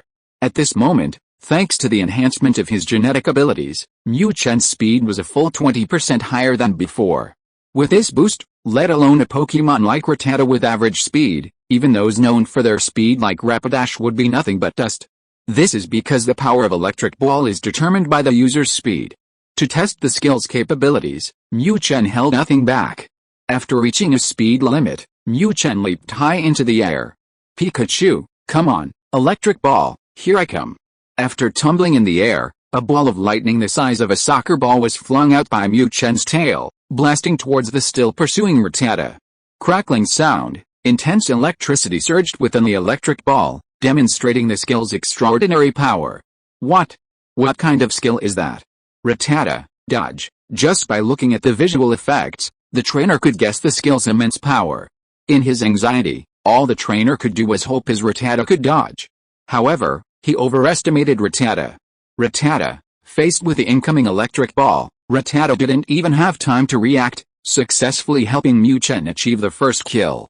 This is impossible. Seeing the electric ball blasting a deep crater into the arena, the trainer was completely dumbfounded. This is still Pikachu. Chapter 288 seems to have gone too far. Pikachu, holy crap. That's powerful. Looking at the arena with a small crater blasted into it, Mu Chen, the person involved, was stunned. This power is probably no less than a 100,000 volt after being charged, right? Feeling the power consumption in his body, Mu Chen was overjoyed. Holy crap! Holy crap! Holy crap! This thing consumes almost as much power as a 100,000 volt. What does this mean? I can use this super powerful move at will. At this moment, Mu Chen seemed to see a bright future beckoning to him. What legendary Pokémon? One electric ball and I'll knock you down. Of course, this one Rattata wasn't enough for Mu Chen to test the full potential of electric ball. This move's power depends on the speed of the user and the opponent. Rattata's speed is at most mid to low mid among Pokémon. Damn it. Then you're chosen, Parasect. Seeing Rattata instantly defeated by this yellow-skinned rat with a move he'd never seen before, the trainer angrily summoned another Pokémon. Although Parasect was considerably slower than Rattata, its physique was far more robust. Combined with its grass bug type advantage, the trainer was confident in defeating this Pikachu. Dusset, with the trainer's summoning, a giant mushroom, a meter tall, appeared on the field. Pikachu. Use electric ball. Through the Pokédex, Ash had already identified the name of the move Pikachu had used previously. Seeing his opponent summon a new Pokémon, Ash quickly gave the command. Not only did Mu Chen find electric ball fascinating, but Ash did too. Such a powerful move, how could he not use it? As for why Pikachu suddenly learned such a powerful move, Ash had no doubt about that. Pokémon, after reaching a certain stage of growth, can learn skills through their own potential. Besides, this isn't the first time Pikachu has learned a skill. Pika, Mu Chen had no intention of disobeying Ash's command. However, facing a Pokémon whose speed is among the lowest in the entire Pokémon world, Mu Chen decided to go all out. What would happen if I pushed my speed to the limit and activated charge? Thinking it, he acted immediately, entering hypermotion mode. Paraster, use Spore. The trainer's plan in sending the incredibly slow Paraster into battle was to have it use Spore. This skill uses spores extracted from the giant mushroom on Paraster's back, which can induce a state of slumber. The trainer believed that if Paraster successfully hit Pikachu with Spore, he could easily win the battle. Dusset, receiving its trainer's command, Parasect ignored the yellow rat scurrying around and began shaking its body. With each shake, powdery spores flew out of its mushroom. Clearly, this was the trainer's trump card, Parasect's signature move. However, its opponent was Mu Chen, a very serious Mu Chen. To successfully test the power of electric ball, Mu Chen was now going all out. Charge was complete, agility activated, and quick attack was engaged. Why quick attack? Well, this move's power increases with speed. Mu Chen wanted to unleash electric ball during the final dash after activating quick attack. That would maximize the power of electric ball. Pikachu, completely in focus, Mu Chen transformed into Golden Lightning Bolt. Although Parasect had prepared a sufficient number of mushroom robes, their only use was for show, as it couldn't lock onto its opponent. Mu Chen never showed mercy to such mere decorations. Maximum power electric ball. Here it comes. Crackling sounds, Mu Chen rolled in midair, a ball of electric lightning crackling with black energy lashing out from its tail, slamming into Parasect. Yes, this electric ball was no longer ordinary yellow lightning. Its color had changed to a black ball radiating a dark glow. The reason for the color change was simply because this electric ball was incredibly powerful. Not good. Activate the protective energy shield, quick. Protect the two trainers participating in the battle. Evacuate the spectators. Ash and his opponent couldn't discern the power of this electric ball, but how could the league staff not see it? Even before the electric ball hit its target, its sheer power was enough to terrify the league staff. This was something even the Elite Four's main Pokémon couldn't match. Pikachu, it wasn't just the staff. After Mu Chen unleashed the electric ball, he realized he'd gone a bit overboard. Holy crap! This pitch-black electric ball, why does it look so terrifying? Seriously. This can't be that exaggerated. I just wanted to test its power. Looking at the panicked staff, the activated energy barrier, and Ash and his trainer trapped inside, Mu Chen was completely bewildered. Not only was Mu Chen bewildered, but his opponent, Parastor, was equally stunned. As a Pokémon, Parastor naturally felt the full force of the electric ball. Seeing Pikachu unleash such a terrifying attack on him, Parastor couldn't even cry anymore. What grudge? What grudge? Seriously? I'm just an ordinary Pokémon. Where did you awaken from, some ancient being? Why are you using me as a test subject?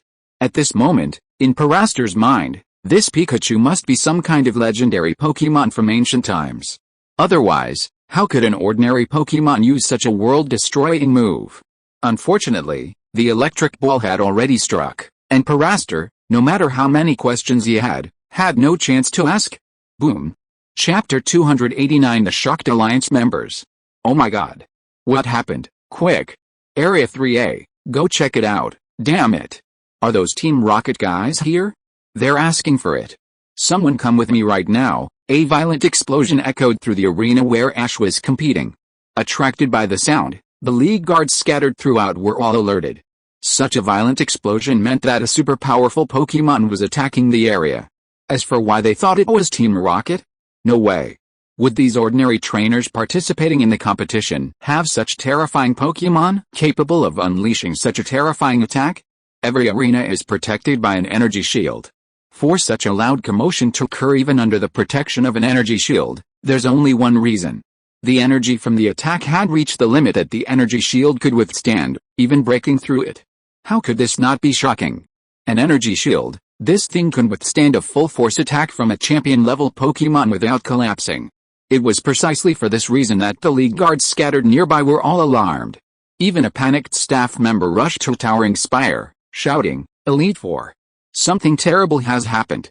A violent explosion has occurred at Area 3A, and the energy shield appears to have been shattered. We cannot yet confirm whether there are any casualties." This was the Elite Four tower, where the 4 Elite Four members usually worked. The energy shield has been shattered? Are those Team Rocket guys here? Go and inform the other 3 Elite Four members immediately. The rest of you, come with me. Upon hearing his subordinates report, Fighting Elite Four member Shiba, responsible for guarding the Indigo Plateau, immediately put down his wine glass. To be able to shatter an energy shield? Such powerful energy, it must be Team Rocket. But who gave them the audacity? Daring to disrupt the league tournament? Are they insane? Enraged, Shiba ignored everything else and led his subordinates quickly towards the exploded Area 3A arena. However, they didn't know that the cause of such destruction was a Pikachu that no one had noticed. Pikachu, holy crap. Damn it, this is it, we're doomed. What to do? He'd caused a disaster. Looking at the blasted energy shield, at Ash lying in a pool of blood and the unfortunate trainer, at the panicked crowd around him, Mu Chen felt utterly innocent. Who could have imagined that a single electric ball could cause such an effect? Unfortunately, it was too late. Mu Chen was helpless. The most important thing now was to see if Ash was alright. If he killed Ash with a single electric ball, he'd be in big trouble. The main quest was to help Ash become the Kanto region champion. If he killed Ash with a single electric ball, how would he complete the main quest? Cough cough cough cough. Pikachu, your electric ball was really powerful. Ash is indeed Ash. His special defense and resistances are absolutely maxed out. Under Mu Chen's earth-shattering electric ball attack, Ash only suffered some shock and no real damage. Pika, it's good that you're alright. You scared me to death. Looking at the unlucky guy covered in blood, Mu Chen was really afraid that his electric ball would end the system mission. Fortunately, this idiot is incredibly resilient. What happened? What happened? What happened? Did Team Rocket attack you? The spectators had already arrived at the scene the moment the explosion occurred. Now, when the staff arrived one after another, what appeared before them was this arena blasted into a deep crater. The damaged energy shield was still emitting a faint glow, and there stood the contestant, Ash, who had just gotten up. No Team Rocket came to cause trouble.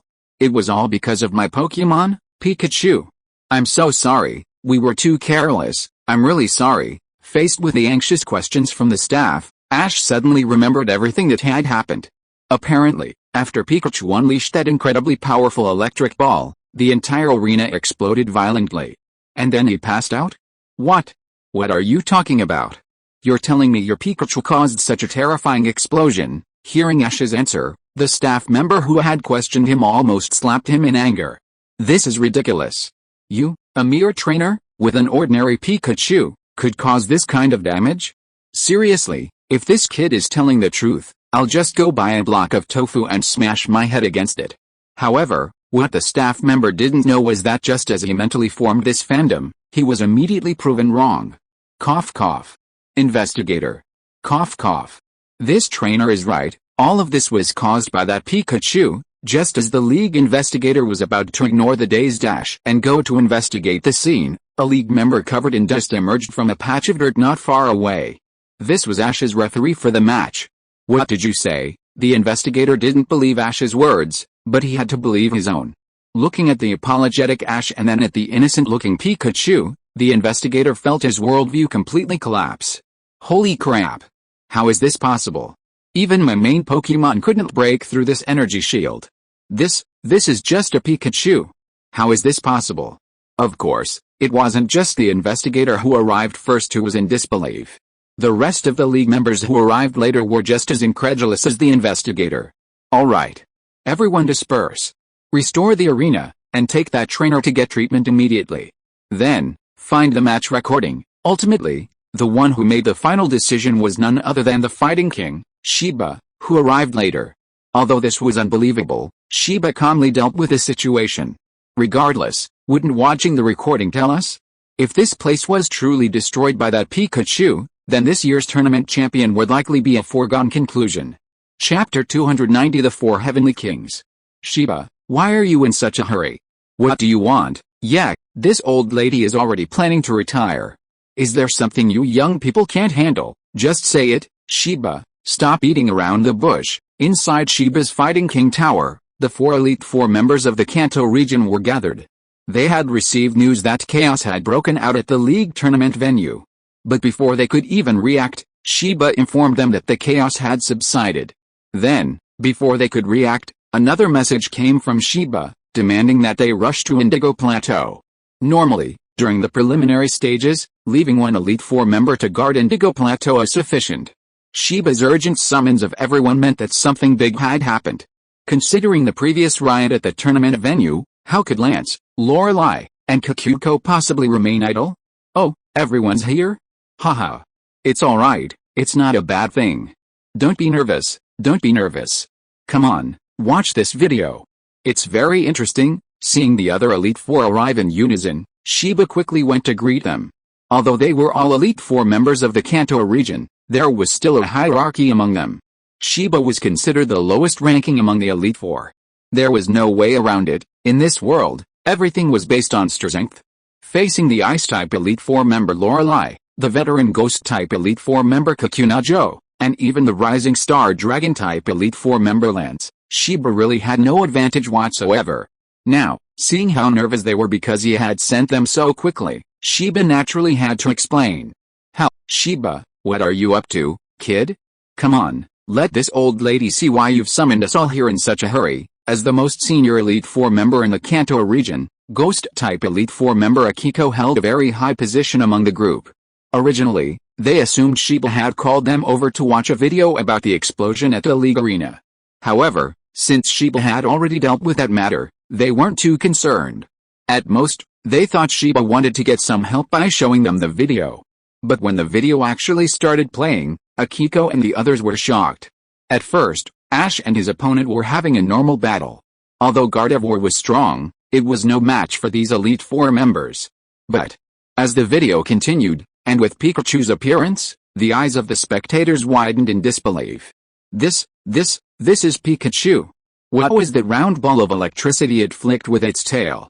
As Elite Four members, how could Akiko and the others not recognize it? It was the ultimate electric-type move, Electric Ball. While Pikachu could theoretically learn this move, they had never actually seen a Pikachu learn it. Even Raichu had virtually none that had mastered it. Of course, a single electric ball wasn't enough to shock these Kanto League leaders. What shocked them was Pikachu's speed. Holy crap! Who had ever seen or heard of Pikachu being this fast? It was precisely because they witnessed Pikachu's incredible speed that they were so astonished by the electric ball move. The Elite Four members' knowledge was far superior to Ash's opponent. That guy couldn't recognize the move, but the Elite Four members certainly could. Everyone knew that the faster the user, the greater the power of electric ball. However, this wasn't what shocked the Elite Four members the most. When Parasect entered the arena and Pikachu began its frantic acceleration, the Elite Four members had already begun to guess what was going on. This Pikachu is charging. Through the video's visuals, the experienced Akiko immediately recognized the move Mu Chen was using. It was indeed charging. Yes, Akiko-sama's eyesight is truly excellent. I watched the video several times before I noticed it. Shiba expressed his deep admiration for Akiko's keen eye. He had watched it several times, but she had spotted it instantly. Wait! Look, this Pikachu used quick attack? Good heavens! Doesn't it think its power boost isn't enough? Shiba. The explosion in this arena must be from this Pikachu. Seeing Pikachu use quick attack in the video, Lorelai became even more agitated. What was this little thing trying to do? Your opponent was just a Parasect. Was it really necessary to be so ruthless? At this moment, Lorelai could completely imagine the Parasect's miserable state of mind. Before Kona could finish speaking, Pikachu in the video attacked. Staring at the black electric ball, Kona was equally stunned and speechless. Normal electric-type moves are yellow. If it could change color, even becoming this black current, then there was only one possibility. The power of this move had surpassed the limits of ordinary moves and the capabilities of ordinary Pokémon. This was practically the domain of a legendary Pokémon. How is this possible? Knowing this, when everyone saw the black electric ball slam into the arena, even Lance lost his previous composure. The domain of a legendary Pokémon. A Pikachu. How could this be? What did this Pikachu eat to grow up like this? You've all seen it, right? This is what I wanted to say. This Pikachu's owner is Ash from Pallet Town, and his identity has been thoroughly investigated. He's completely innocent, a legitimate trainer from our league. And his mentor is Professor Oak. As for that unfortunate kid who battled him, Parasect, who died a horrible death, he's already been sent for treatment. Shiba had gathered everyone here to discuss a solution. Killing an opponent's Pokémon during a tournament should, in principle, result in disqualification. Who cares about that unfortunate guy? Let's talk about Ash first. Shiba also said his background is absolutely legitimate, and he's even Professor Oak's apprentice. So, my idea is to suppress this matter. And tell Ash that this Pikachu is not allowed to participate in any battles before reaching the top 16. Even in subsequent battles, unless absolutely necessary, this Pikachu is absolutely forbidden from using Electric Ball. Shiba's meaning was clear. Nobody's a fool. After hearing what Shiba said, Agatha was the first to speak up. Nobody cared about an unlucky guy. What everyone was concerned about was that the league had produced a trainer with such immense potential as Ash. If you are listening to this novel on a channel other than Fanfic World, it means it was downloaded and re-uploaded without effort. We warmly invite you to visit our channel, Fanfic World. There you will find the original version of this story and many other novels of various genres. We look forward to seeing you dive into a world of incredible novels. Chapter 291. He was suspended from the competition. What? Ash, you mean Pikachu is suspended? The commotion caused by Pikachu yesterday had gradually subsided. However, Misty, who cared most about Pikachu, naturally paid close attention to the matter. Who knew what punishment this little rascal would receive after causing such destruction and trouble? Putting aside everything else, just killing an opponent's Pokémon was enough to disqualify Ash. Moreover, that little rascal's black electric ball had destroyed an entire arena and shattered the energy shield. Although the impact of Pikachu's attack was unpredictable, the astute Misty knew it would be a major problem. As a result, after a day's rest, Misty returned to the arena and received this message the first time she saw Ash. Ash hadn't received any punishment from the league, and his eligibility hadn't been revoked. However, that little rascal Pikachu was suspended. At the very least, the league stipulated that Pikachu, that little rascal, was absolutely forbidden from participating before the round of 16, and even in subsequent matches, it was forbidden to use the electric ball move indiscriminately. Zaya Aksha genuinely didn't understand this punishment from the league. What was this all about? However, How could Zaya know? The League's punishment of Pikachu was a well-considered decision. Their purpose wasn't to restrict Pikachu. It was simply a protective measure. A Pikachu capable of using moves comparable to legendary Pokémon? One could only imagine how terrifying its potential and talent were. How could the League not protect such a precious Pokémon? This was also because Ash was a direct descendant of the League, a trainer nurtured by the League itself. If Ash weren't of this lineage, the League would likely have tried to take action against Pikachu. No one would dare say a word against such a Pokémon with limitless potential. It was precisely for this reason that, after discussion among the Elite Four members, they ultimately respected Agatha's opinion. Let's let this Pikachu rest for now. Anyway, judging from the Pokémon that Kid Ash registered, getting into the top 16 shouldn't be too difficult. At least, this will reduce Pikachu's exposure, preventing other forces like Team Rocket from noticing it before the main tournament. However, the Elite Four are unaware that this Pikachu has already caught the eye of Team Rocket's leader, Giovanni. Pika, being able to slack off openly is something Mu Chen won't refuse. Anyway, Mu Chen has already tested the power of the electric ball, and he's quite satisfied with the effect. Damn it! If I knew this move when facing Mewtwo, how could I have been so easily suppressed? Mu Chen has always held a grudge about that battle with Mewtwo. On the surface, it seems like a draw, but only Mu Chen knows that he lost that battle, a crushing defeat, a defeat without any chance of fighting back. It was because of that battle that Mu Chen came to understand the true high-end power in this world. Compared to those who truly stood at the pinnacle, he was still far, far behind. Now, having obtained a powerful electric ball move, Mu Chen finally had the means to challenge those peak beings. I'm not some piece of clay you can just knead anymore, Zaya. Pikachu is temporarily in your care for the next few days. Due to the League's requirements, Ash couldn't bring Pikachu to the competitions these days. To prevent any accidents, Ash had no choice but to entrust it to Zaya. At least, Pikachu and Zaya had a very deep bond, and Ash felt very reassured leaving it with her. Don't worry, Ash. You do your best in the competition, I'll take care of Pikachu. Zaya naturally wouldn't refuse Ash's request. At this moment, Ash was striding towards his dream. After witnessing Pikachu's incredible electric ball attack yesterday, Zaya, who had previously lacked confidence in the dog, suddenly realized that this goofy guy might actually have a chance to win the championship. Haha. Pikachu, you stay with Zaya then, I'm off to the competition. Having entrusted Pikachu to his care, Ash, with no more worries, strode off towards the next competition arena. Pika, holy crap. Happiness came so suddenly, I can hardly contain myself. Mu Chen really hadn't expected Ash's plan to entrust him to Zaya. Damn. Ash truly deserves to be called the best teammate and wingman of the year. Awesome. Truly awesome. These past few days, because of the competition, Mu Chen had been separated from Zaya. For him, those days felt like an eternity, utterly unbearable. How could Ash's shoulder compare to the sweetness of Zaya's embrace? Pikachu.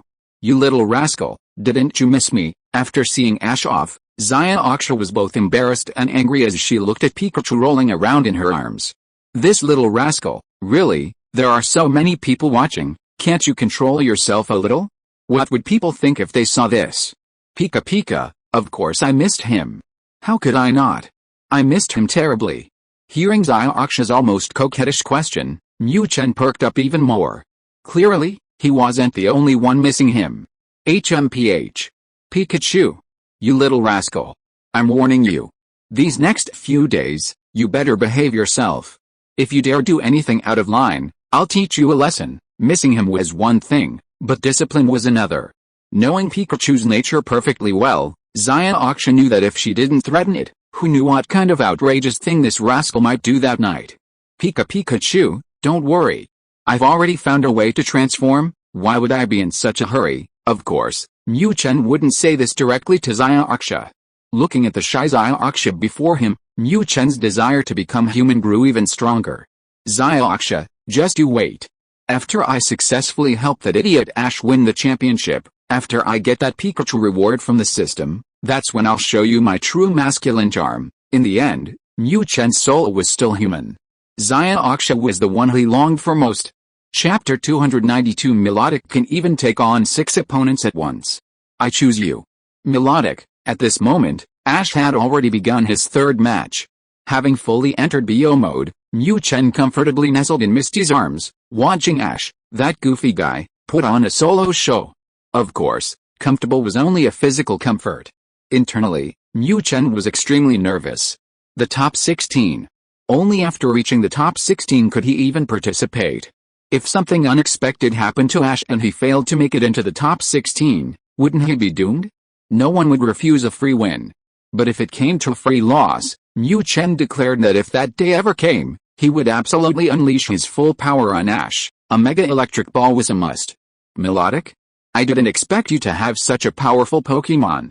But I won't back down. Go, my partner, Horsia. At this moment, Ash's battleground was a water-type field. In a water-type field, water-type Pokémon were naturally the first choice for battle.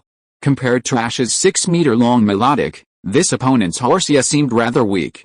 Encountering such a powerful opponent as Ash in the preliminaries, this trainer had essentially given up hope for the rest of the competition. However, for the sake of sportsmanship and to avoid the stigma of surrendering without a fight, the trainer bravely chose to battle. Of course, this was also because he was unaware that the widely publicized Team Rocket attack was orchestrated by Ash. If he knew that his opponent was the trainer who caused the chaos and even broke the rules by killing the opponent's Pokémon, he probably wouldn't have had the courage. Yes, the previous explosion was ultimately covered up by the league. Because it was just a preliminary round venue, few people knew about it. After the league issued a gag order, no one dared to say anything. It was precisely for this reason that Ash was able to continue the competition unscathed. Mildano, use Water Pulse. Although the opponent was just a weak Horsia, Ash didn't dare to underestimate it in the slightest. Seriously? Pikachu didn't look weak, did it? And then? Pikachu's current fighting power was astonishing even to Ash, its trainer. With a mindset of not underestimating any opponent, Ash went all out from the start. Hormonag, use Bubble Attack. Facing the powerful Melodic, the trainer didn't have many options. In the end, he could only helplessly order Horsia to try and clash with it using moves. As for the result, damn it. You've had your work done, Horsia. It's up to you now. Go, my partner, Goldeen. Originally, Ash's opponent was quite relieved to have drawn the water-type terrain. For the average trainer, they wouldn't have many water-type Pokémon, maybe one or two at most. But this guy was someone who favored water-type Pokémon. Without Ash's privileged lineage, most teenagers who aspire to become Pokémon trainers either join the bug catcher army and become proud bug catchers, or they go fishing and become water-type Pokémon anglers. Ash's opponent is an angler. This Goldeen is his first Pokémon. After catching a Goldeen, this lucky boy became a Pokémon trainer. Through years of training, his starter Pokémon finally evolved into Goldeen. Now, facing the incredibly powerful Ash, after his Horsia was easily defeated, this fishing boy chose to send out his strongest Pokémon. Goldeen? Melodic, charge in and use bind. Goldeen's strength is obvious, it's far superior to Horsia. Therefore, Ash showed no mercy. This guy is powerful. Water Pulse won't be enough to defeat it. So, bind. Goldfish King, use Horn Tackle. If Melodic uses Water Pulse from a distance, the fishing boy really wouldn't have a good solution. But if it dares to charge forward, that's exactly what the fishing boy wants. For a Pokémon like Goldfish King, ranged attacks aren't its strong suit. But close quarters combat is what it excels at. Upon receiving its trainer's command, Goldfish King immediately entered sprint mode. Pikachu, this is really weak. As he continued to improve, Mu Chen's standards also gradually rose. What others saw as an incredibly intense match, in Mu Chen's eyes, was nothing more than a bunch of weaklings pecking at each other. Are you kidding me? Why the hell would you let Goldfish King go head-to-head with Melodic? Who gave you the courage? Others might not know, but Mu Chen certainly does. As his earliest sparring partner, Melodic's melee abilities had been trained by Mu Chen to an abnormally powerful level. Putting everything else aside, just that regenerative ability alone is enough to overwhelm even a weakling like Goldfish King. Even Mu Chen himself would have to exert tremendous effort to break through Melodic's defenses. I know, sure enough, the match unfolded exactly as Mu Chen had predicted. Although Goldfish King was courageous and full of momentum, its attack power was simply too much for Melodic to handle, let alone use its self-healing ability. It couldn't even break through Melodic's defenses. Ignoring the constantly thrashing Goldfish King, Melodic twisted its body and firmly bound it to the spot. As Melodic's massive tail contracted, Goldfish King's stamina rapidly drained. Ultimately, the result was as expected. Damn it! Damn it! Goldfish King, come back. Go, Krabby, show us our spirit. With their main force instantly defeated without a doubt, the fishing boy was essentially in the countdown phase. With no hope of victory, all this unfortunate kid could do was show some fighting spirit. At the very least, he couldn't let Melodic defeat 6 of them in one go, could he? Alice, reality is cruel. Let's congratulate Ash from Pallet Town on his victory in this match. Under Melodic's overwhelming power, defeating 6 was child's play. Chapter 293 Surveillance from Kakuko. Pikachu, you little rascal. Tell me, when did you learn the electric ball move? It's really amazing. With Ash's match a foregone conclusion and plenty of time to spare, Misty naturally took Pikachu, the little rascal, to watch various matches. However, when Misty discovered that Pikachu's attention wasn't on the intense matches at all, but instead focused solely on taking advantage of her, the little girl became unhappy. You little rascal. Can you at least be mindful of the setting when you're taking advantage? There are so many people here. What will it look like if others see? Helpless, to divert Pikachu's attention, Misty could only ask about the little rascal's newly acquired move. The power of Electric Ball truly startled Misty. Although she didn't know the exact strength of the energy shield, at least during the tournament, it seemed only Pikachu had destroyed an entire area with a single blow, right? Based on this alone, Misty could guess that Pikachu's strength had unknowingly exceeded her expectations. Pikachu, we're practically an old married couple, why are you still so shy? What's wrong with touching her? Who's going to stare at you like that? Stopped by Xiaoxia, Mu Chen knew the girl was probably shy. These past few days had been agonizingly long, spent with that idiot Xiaoxi. Now finally back in this familiar embrace, how could Mu Chen not take advantage of the situation? Unfortunately, this little girl's skin was still too thin, she needed more practice. However, Mu Chen was very interested in answering Xiaoxia's question. As a man, he naturally wanted the admiring gaze of the woman he cared about.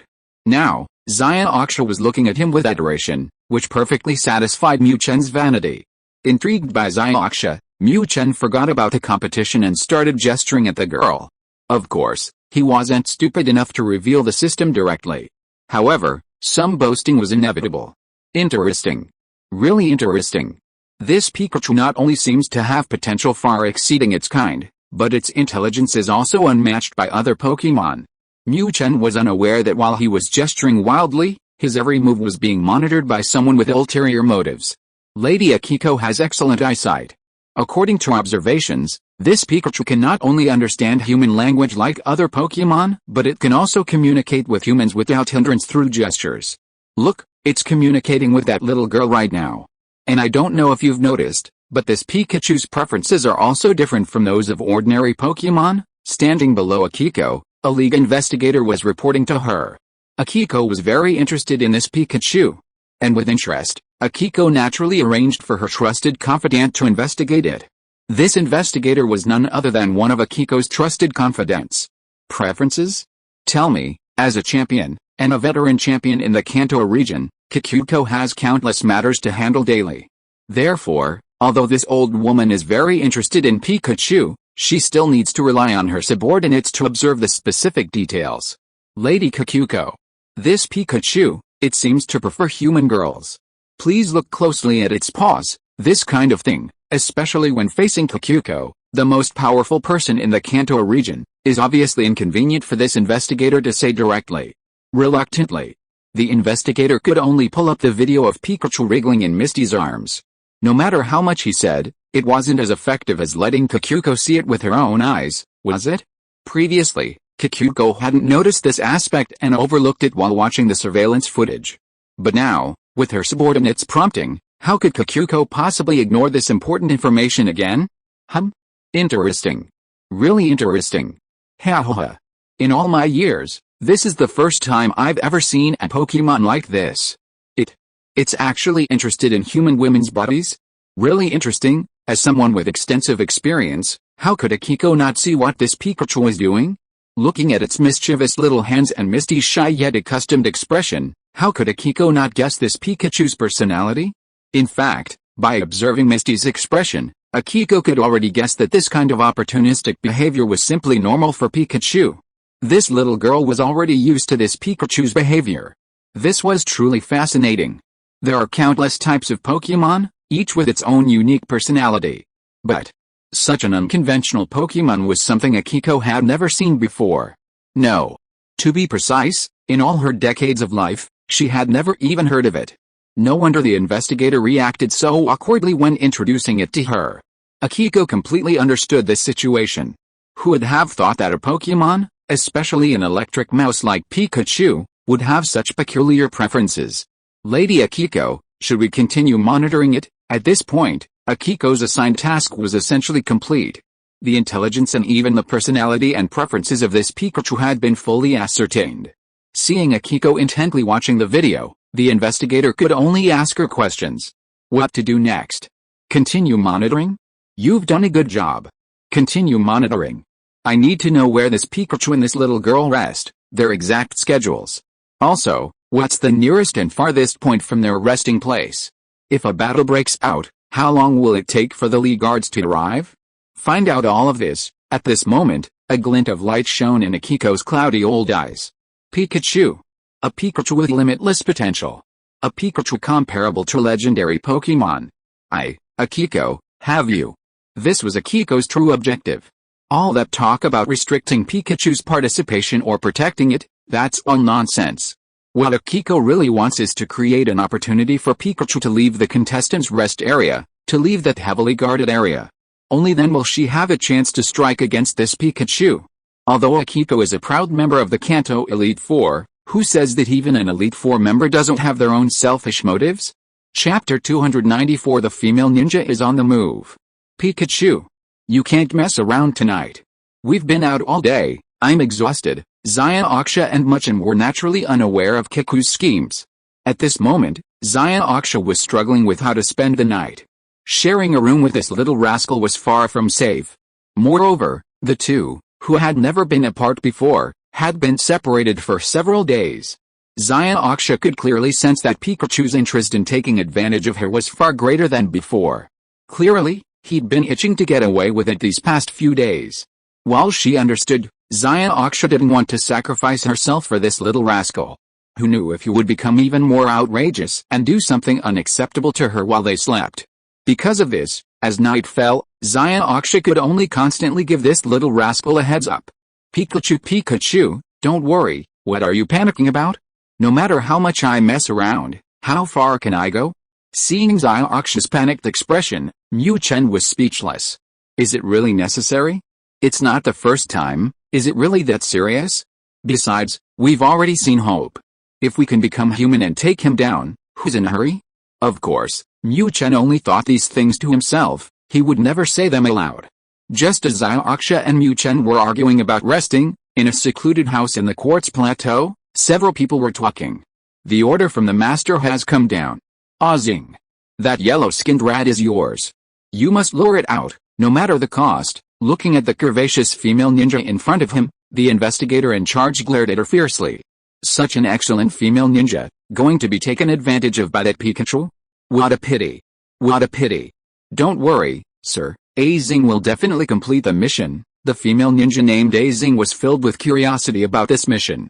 Although female ninjas inevitably undergo this kind of training, and she had long been prepared to one day betray herself for a mission, no matter how much she thought about it, she never imagined that the target of her first mission would not be a human, but a Pokémon, the electric mouse Pikachu. Very good, it's good that you have this awareness. Azing, remember, for the organization, for the sir, you must sacrifice your own life to lure that Pikachu to the designated location. These people were the assassins secretly raised by Kikuko. For Kikuko's orders, these people would do anything without hesitation. In fact, many times, the destruction they caused surpassed that of Team Rocket. However, because Team Rocket's fearsome reputation was so great, most people in the league only knew about Team Rocket.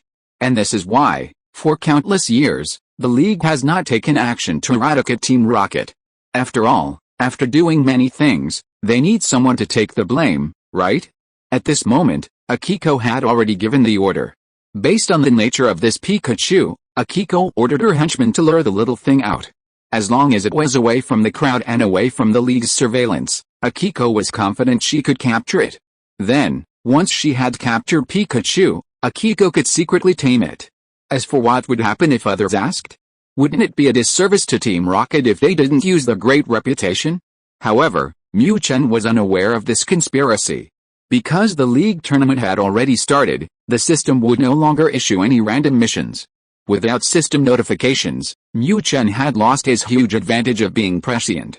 At this moment, completely unaware of the impending danger, Mu Chen was focused on figuring out how to gain more advantages without alerting Misty. Although Mu Chen could fully utilize the Mu Gene ability after completing the main quest, he hadn't completed it yet, had he? Given Mu Chen's nature, how could he resist such a vulnerable and unsuspecting piece of meat? He had to take advantage of it. However, Mu Chen was careless and didn't realize that Xiao Xiao wasn't asleep at all. At that moment, Xiao Xiao was quietly waiting for smack. Finally, her patient waiting paid off. Looking at Pikachu, whom she had slammed against the door with a back throw, Xiao Xiao's pretty face was filled with shame and anger. Pikachu! You wretched little rascal! Get out! You're not allowed to sleep here tonight. Although Xiao Xiao was used to many things, and being taken advantage of while sleeping wasn't the first time, as a girl, she still needed to maintain some restraint. After not seeing him for several days, if she didn't control this little rascal upon their first meeting, who knew how much more outrageous he would become? Therefore, everything Xiao Xiao did was intentional, just to teach Pikachu a lesson and make him mind his limits for the next few days. Pikachu, what the hell? I fell for her trap? I'd barely gotten close to Xia, her little arms barely extended, and I'd already been thrashed over her shoulder. Mu Chen wasn't stupid. This situation couldn't be more obvious, right? Clearly, Xia was plotting against me. But it was too late to say anything now. Caught red-handed, practically slammed against the door, what explanation was there? Fine, looks like I'll be spending half the night in the cold wind.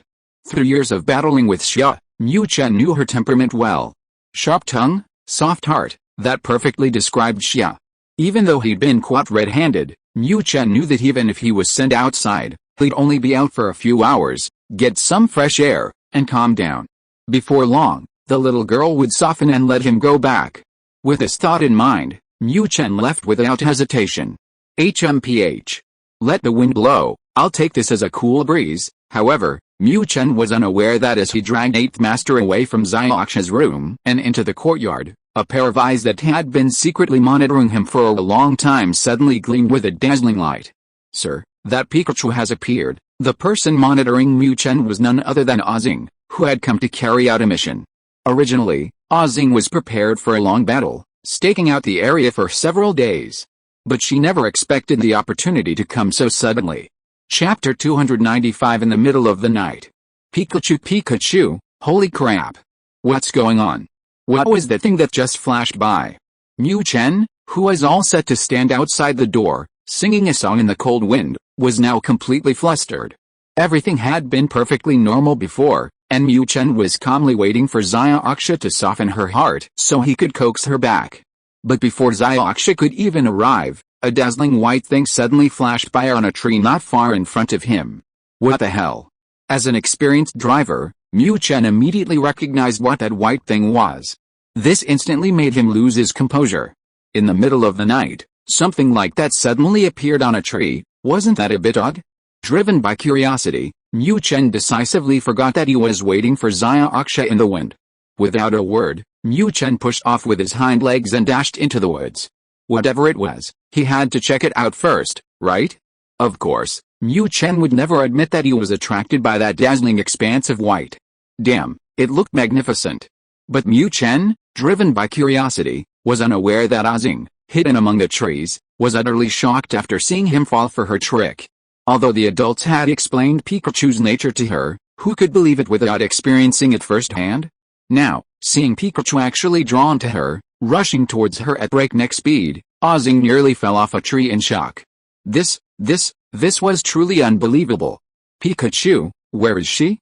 I clearly saw her right here. What's going on? Mu Chen was quite confident in his judgment. The expanse of white he had seen earlier appeared in this very forest. Why is it gone now? In the middle of the night, a woman suddenly appeared in the forest, revealing a large expanse of white skin. It just didn't seem right, did it? It's important to know that the guest house where Xiaoxia was resting wasn't located in a particularly densely populated area. Driven by genuine curiosity, instinct, and a vague sense of unease, Mu Chen gave chase without hesitation. But when he finally arrived, his target had vanished. Damn it! Could it be a ghost Pokémon? If it were a human, Mu Chen didn't believe anyone could escape his pursuit. But if it was a Pokémon, things were uncertain. Damn it! No way, I'm turning back. Realizing it might be a ghost Pokémon, Mu Chen decisively turned around. Mu Chen wasn't stupid. The sudden appearance of that white figure, especially right after he left Xiaoxia's room, was clearly aimed at him. Although there were no system notifications, having been ambushed by Team Rocket so many times, Mu Chen was highly vigilant. With this judgment in mind, Mu Chen ran towards Xiaoxia's location without hesitation. Screw whoever, screw whatever, protecting Xiaoxia is the real priority. But with Mu Chen gone, the female ninja, Azing, who was still trying to lure him away, was completely bewildered. What was going on? This wasn't how the script was supposed to go. Watching Pikachu quickly disappear, Azing panicked completely. If she couldn't successfully lure Pikachu away, wouldn't she ruin her master's important plans? Ouch! In her haste, Azing didn't bother to hide anymore and jumped down from the tree. She even deliberately let out a soft, affected cry to attract Pikachu's attention. Pika, holy crap! Someone really is there? Am I seeing things? Hearing a woman's voice from behind, Mu Chen turned around again. This time, Mu Chen was excited. Holy crap! A female ninja? Could it be that Lingzi? Upon seeing the female ninja in her tight-fitting outfit, Mu Chen's first thought was of Lingzi, the female ninja he had encountered at the Asakusa City Gym. That one had left a very deep impression on him. Hey Pikachu, you're so cute, want to come play with me? Knowing Pikachu's nature, Azing disregarded her initial shock and began to use the charm technique, a mandatory course in female ninja training, on this creature. Pika Pika, holy crap. Holy crap. Damn. I can't take it. This is really unbearable.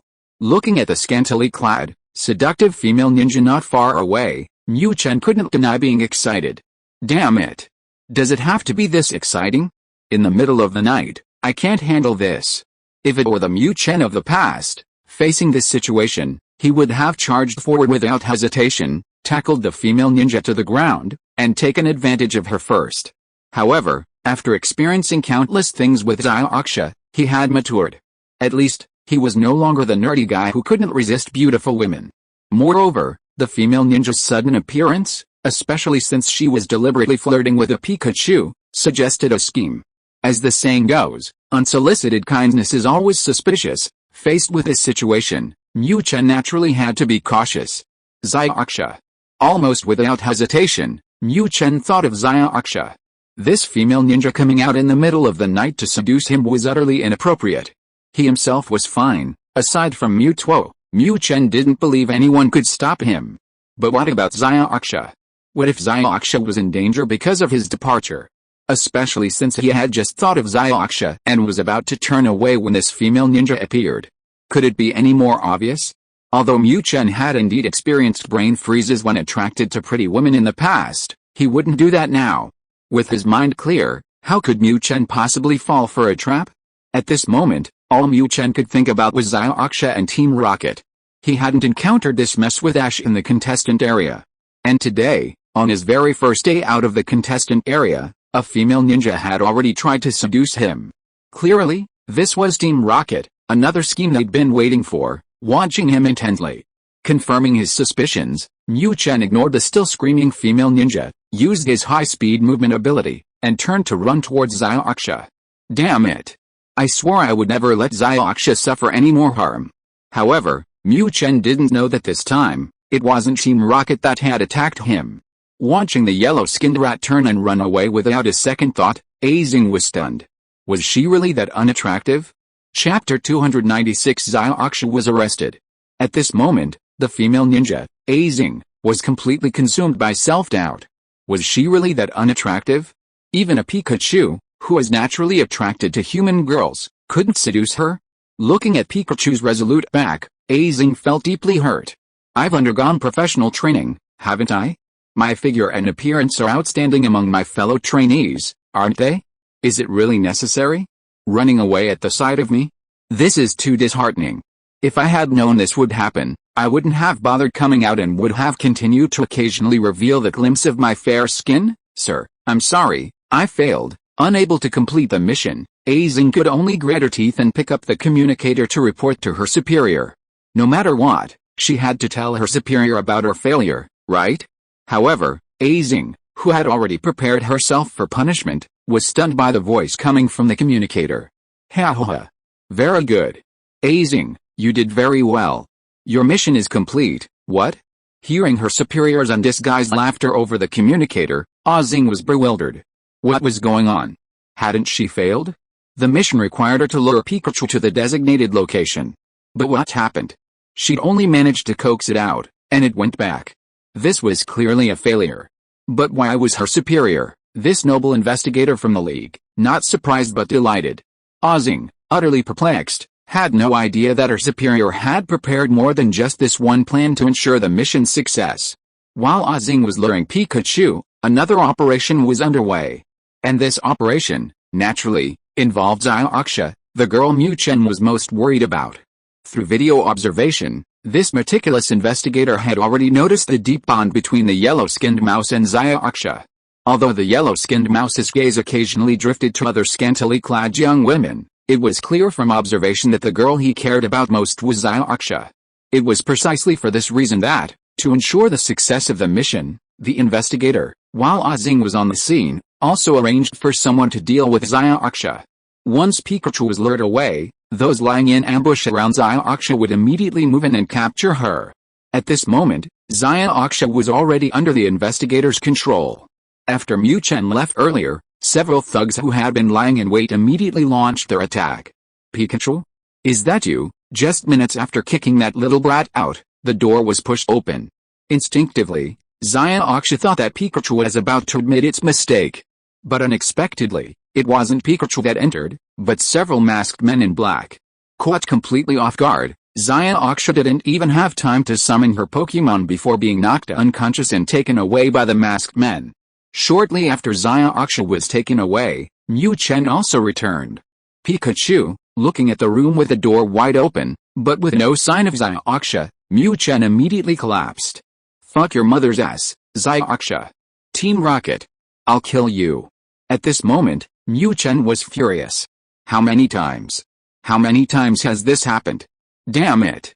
If you have something to say, why don't you come at me? How dare you touch Xiaoxia? You're asking for death? In his rage, Mu Chen didn't even go inside to check. He turned around and rushed towards the place where the female ninja, Azing, had been. Xiaoxia had been kidnapped. Where could Mu Chen find her in the middle of the night? At this moment, the only clue was Azing, who had led him away. Only she knew where Xiaoxia had been taken. It's bad, sir. Pikachu didn't go inside to check, but Mu Chen didn't know that his actions had disrupted the investigator's plans. According to the investigator's plan, even if Pikachu was very smart, it would definitely go inside to search for Xiaoxia. If Pikachu dared to go inside, the electrode they had planted beforehand could give the little guy a good beating. No matter how fast or powerful Pikachu is, its resistance is inevitably weak. The investigators believe that if Pikachu fell into the ambush, the electrode's self-destruction would severely injure it. Then they could capture it. In fact, to capture Pikachu, the investigators had already ordered the entire neighborhood cleared out, all to carry out Agatha Christie's orders without hindrance. But unexpectedly, Pikachu didn't go inside. Instead, it turned and left. This greatly exceeded the investigators' expectations. How could this be? Even if this Pikachu is intelligent, even if this Pikachu is special, it's still a Pokémon. As a Pokémon, it naturally has the instinct to protect its trainer. Now that Misty, with whom it has a deep bond, has been captured, how could it not go inside to investigate? But how could the investigators know this? Mu Chen, he's not a Pokémon. Mu Chen is a perfectly normal human. Driven by habitual thinking, the investigator made a grave mistake.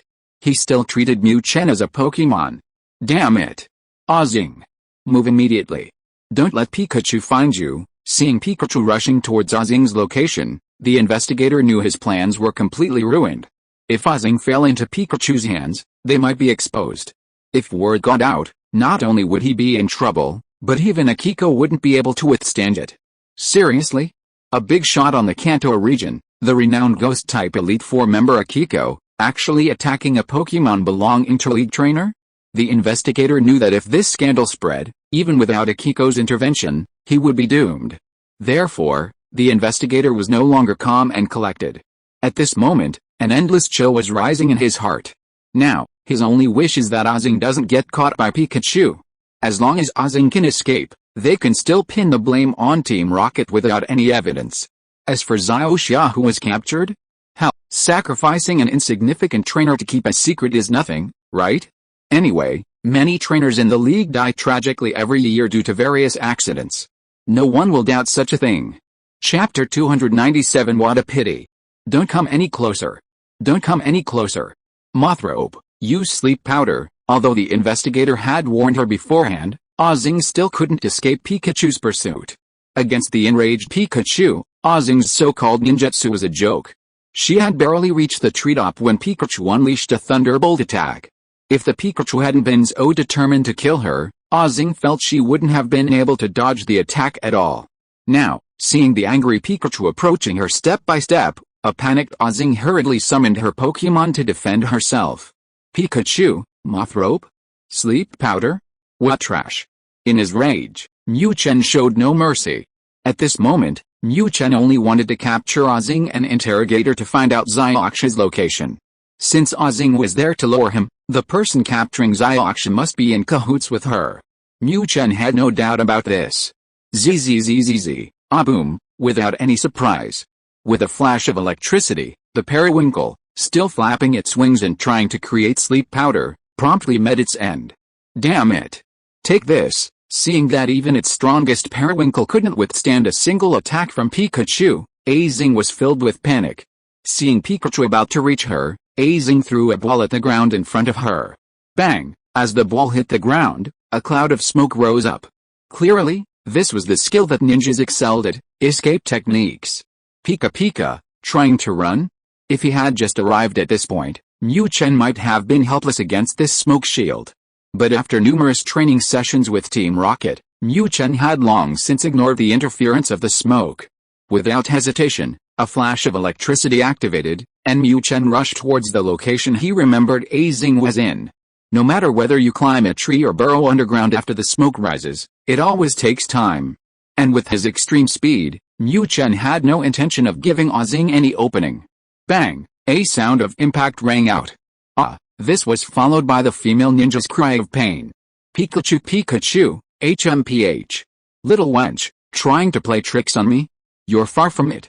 Not satisfied with knocking Ozing over, Mu Chen unleashed an electromagnetic wave at the struggling female ninja beneath him. You better behave yourself. What to do? What to do? Oh my god. This Pikachu is too ferocious. Controlled by Pikachu, Ozing's brain raced. Although she knew there was some danger when she accepted the mission, who could have imagined it would be this dangerous? Looking at Pikachu's bloodshot eyes, Ozing truly couldn't guarantee that this guy wouldn't unleash a 100,000-volt attack on her. Although Ozing is a ninja, and ninjas are taught from childhood to always be prepared to sacrifice themselves for their master, how many people would remember this rule when faced with a life-or-death situation? How many would be willing to sacrifice themselves without hesitation for a mission?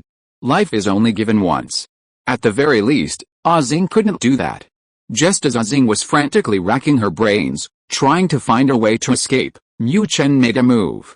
Seeing Pikachu gesturing on the ground, Ozing forgot to think and stared at Pikachu in the pattern on the ground with surprise. In fact, as time went on, Ozing's bright eyes widened even more, filled with shock. Pika, what the hell are you spacing out for? Answer my question. Mu Chen's gestures on the ground weren't some kind of physical game with Ozing. Xiaoxia knows him well and can guess what he's doing. Mu Chen didn't think Ozing could understand his gestures. Therefore, what Mu Chen is doing now is writing words on the ground to interrogate Ozing. As for why Mu Chen can write. Just kidding, he's human. Pokémon can't write, but Mu Chen can, right? Although the handwriting in this world is different from his previous life, after being here for so long, shouldn't he be able to understand it? Mu Chen didn't write before because he was afraid of scaring Xiao Zhi and Xiao Xia, and Xiao Xia could also understand his body language. But now, facing Azing, Mu Chen doesn't care about that. God? Are you really Pikachu? Unfortunately, Azing is completely shocked at this moment. A Pokemon that can write? She's never even heard of one. Pika, stop dawdling. Seeing that this female ninja still has the mind to think about this, Mu Chen becomes even more impatient. Without further ado, a shock is delivered, and Azing immediately screams. Ah! No! Spare me! Please, spare me! I'll do anything you want. Don't you like human women? You can do whatever you want to me, I'll let you do whatever you want to me, please spare me. Your problem is, I really don't know. Pikachu's question was about where Misty had been taken. Azing genuinely didn't know. To put it bluntly, she was just a pawn, even the investigator hadn't told her about the other operation. If she hadn't received a warning from the investigator to leave quickly, Azing wouldn't have even considered that Pikachu would come back. Now, facing Pikachu's question, unable to answer, Azing could only desperately beg for mercy. Didn't Pikachu like human women? Then she would serve it, satisfy its needs, even its desires, as long as it could save its life. That would be enough for Azing. Pikachu, holy crap. What's going on? Hearing Azing's pleas, Mu Chen was stunned. Damn it, that's not what I asked. Where's Misty? You don't even know where Xiaoxia is? But what did this female ninja say? At my mercy. Hearing this, it would be a lie to say Mu Chen wasn't tempted. Just kidding, right in front of him was a stunningly beautiful woman in uniform. This Azing was top tier in both looks and figure. Not to mention Mu Chen, no man could resist her. But Alice, beautiful lady, you met me at the wrong time. Seeing Azing's state, Mu Chen knew this woman truly didn't know where Xiaoxia was. Therefore, Mu Chen's response was zzz. A 100,000 volt attack was delivered, and Azing didn't even have time to scream before she passed away in convulsions. Pikachu, damn, what a pity. Looking at the beautiful woman he'd electrocuted to the point of incontinence, her entire body reeking of barbecue, Mu Chen clicked his tongue. If you hadn't targeted Xiaoxia, I really wouldn't have bothered killing you. But you damned bastards dared to lay a hand on Xiaoxia. Every single one of you will die. If you are listening to this novel on a channel other than Fanfic World, it means it was downloaded and re-uploaded without effort. We warmly invite you to visit our channel, Fanfic World. There you will find the original version of this story and many other novels of various genres. We look forward to seeing you dive into a world of incredible novels. Chapter 298. Let's fight. Sir. Something's wrong. Azing has been captured. Just as Mu Chen caught up with Azing, a League member responsible for secretly monitoring the area discovered the situation. Following his usual thinking, this League member didn't even continue monitoring Pikachu before fleeing in panic and reporting to the investigator in charge of the operation. Logically, if Pikachu had captured Azing, it would have kept her under control, only handing her over after finding its trainer and even Officer Jenny or other League guards. This would have exposed the investigator's clandestine actions. However, these guys were overthinking it.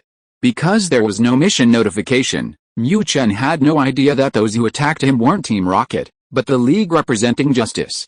It was precisely for this reason that, after subduing Azing and failing to extract any clues from her, Mu Chen chose to kill her directly. Team Rocket, they deserve to die. Damn it. What a waste. A ninja? She got caught by a Pikachu.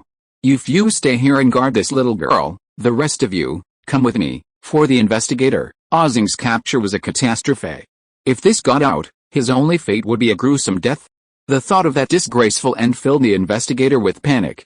In his haste, he didn't have time to think much. He left a few men to guard Xiaoxia and led the rest of the group towards Azing's location. Whether he rescued Azing or silenced her, the investigator had no choice but to go. As for the Pikachu's strength, the investigator wasn't particularly alarmed. To reach the position of League investigator, one's strength was comparable to a gym leader. Moreover, the investigator currently had a Ghost-type Elite Four member, Agatha Christie, who had provided him with a Pokémon.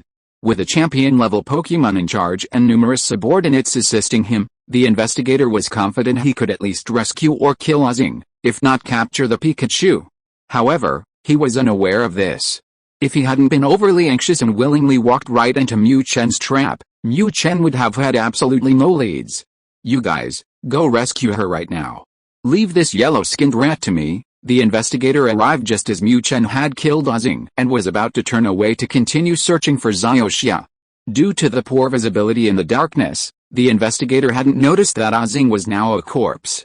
Seeing Pikachu, the investigator, eager to save her, summoned his Pokémon without hesitation. Venusaur, come out.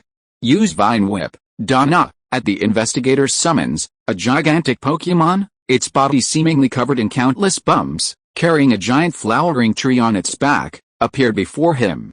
Upon its appearance, Venusaur unleashed 2 dark green vines from its flower tree and lashed out at Pikachu. Pikachu, holy crap! It dares to come knocking on my door? Mu Chen's original plan was to immediately return to Misty's room to look for clues. But unexpectedly, before he even left, the enemy had already attacked him? What else was there to say? I can't even find you guys. Zzzzzzz. Without any hesitation, Mu Chen unleashed a thunderbolt at the oncoming vines. Although Electric Ball's power exceeds Thunderbolt, its prerequisite is increased speed. In this sudden encounter, Electric Ball, which requires increased speed, is naturally less convenient than Thunderbolt. Sir, something terrible has happened. Azing is dead. Just as Mu Chen was fighting Venusaur, several investigators arrived at Azing's side, who was convulsing. They initially thought Azing was simply controlled by electromagnetic waves. Some even considered taking advantage of the situation to touch her. But upon touching her, they realized something was wrong. Azing had lost her body temperature. Checking her breath, they discovered their target was already a corpse. What? Hearing his subordinate's report, the investigator nearly coughed up blood. Dead. The investigator had risked being discovered to come to this Pikachu, revealing his presence to rescue or kill Azing. But who would have thought that Pikachu wouldn't even wait for him? Now, the investigator was in a dilemma. If he didn't come, Azing's death would kill the trail. Even if he couldn't capture the Pikachu, killing Xiaoxia would prevent them from being exposed. But now, he found himself awkwardly standing in front of Pikachu. This was quite embarrassing. Of course, this didn't mean the investigator was afraid of Pikachu. After all, his original mission was to ambush and capture Pikachu, and with the Elite 4-level Pokémon provided by Akiko as backup, the investigator wasn't worried. But you have to consider the location, right? This place was still within the jurisdiction of the League Town. In the middle of the night, if the fighting was too loud, it would inevitably be discovered. Pikachu, the investigator was embarrassed, but Mu Chen didn't care. These people were obviously in cahoots with that female ninja. At this moment, to rescue Misty, Mu Chen held nothing back. After shattering Venusaur's Vine Whip with a thunderbolt, Mu Chen immediately entered recharging mode. Venusaur, that bastard, was incredibly durable.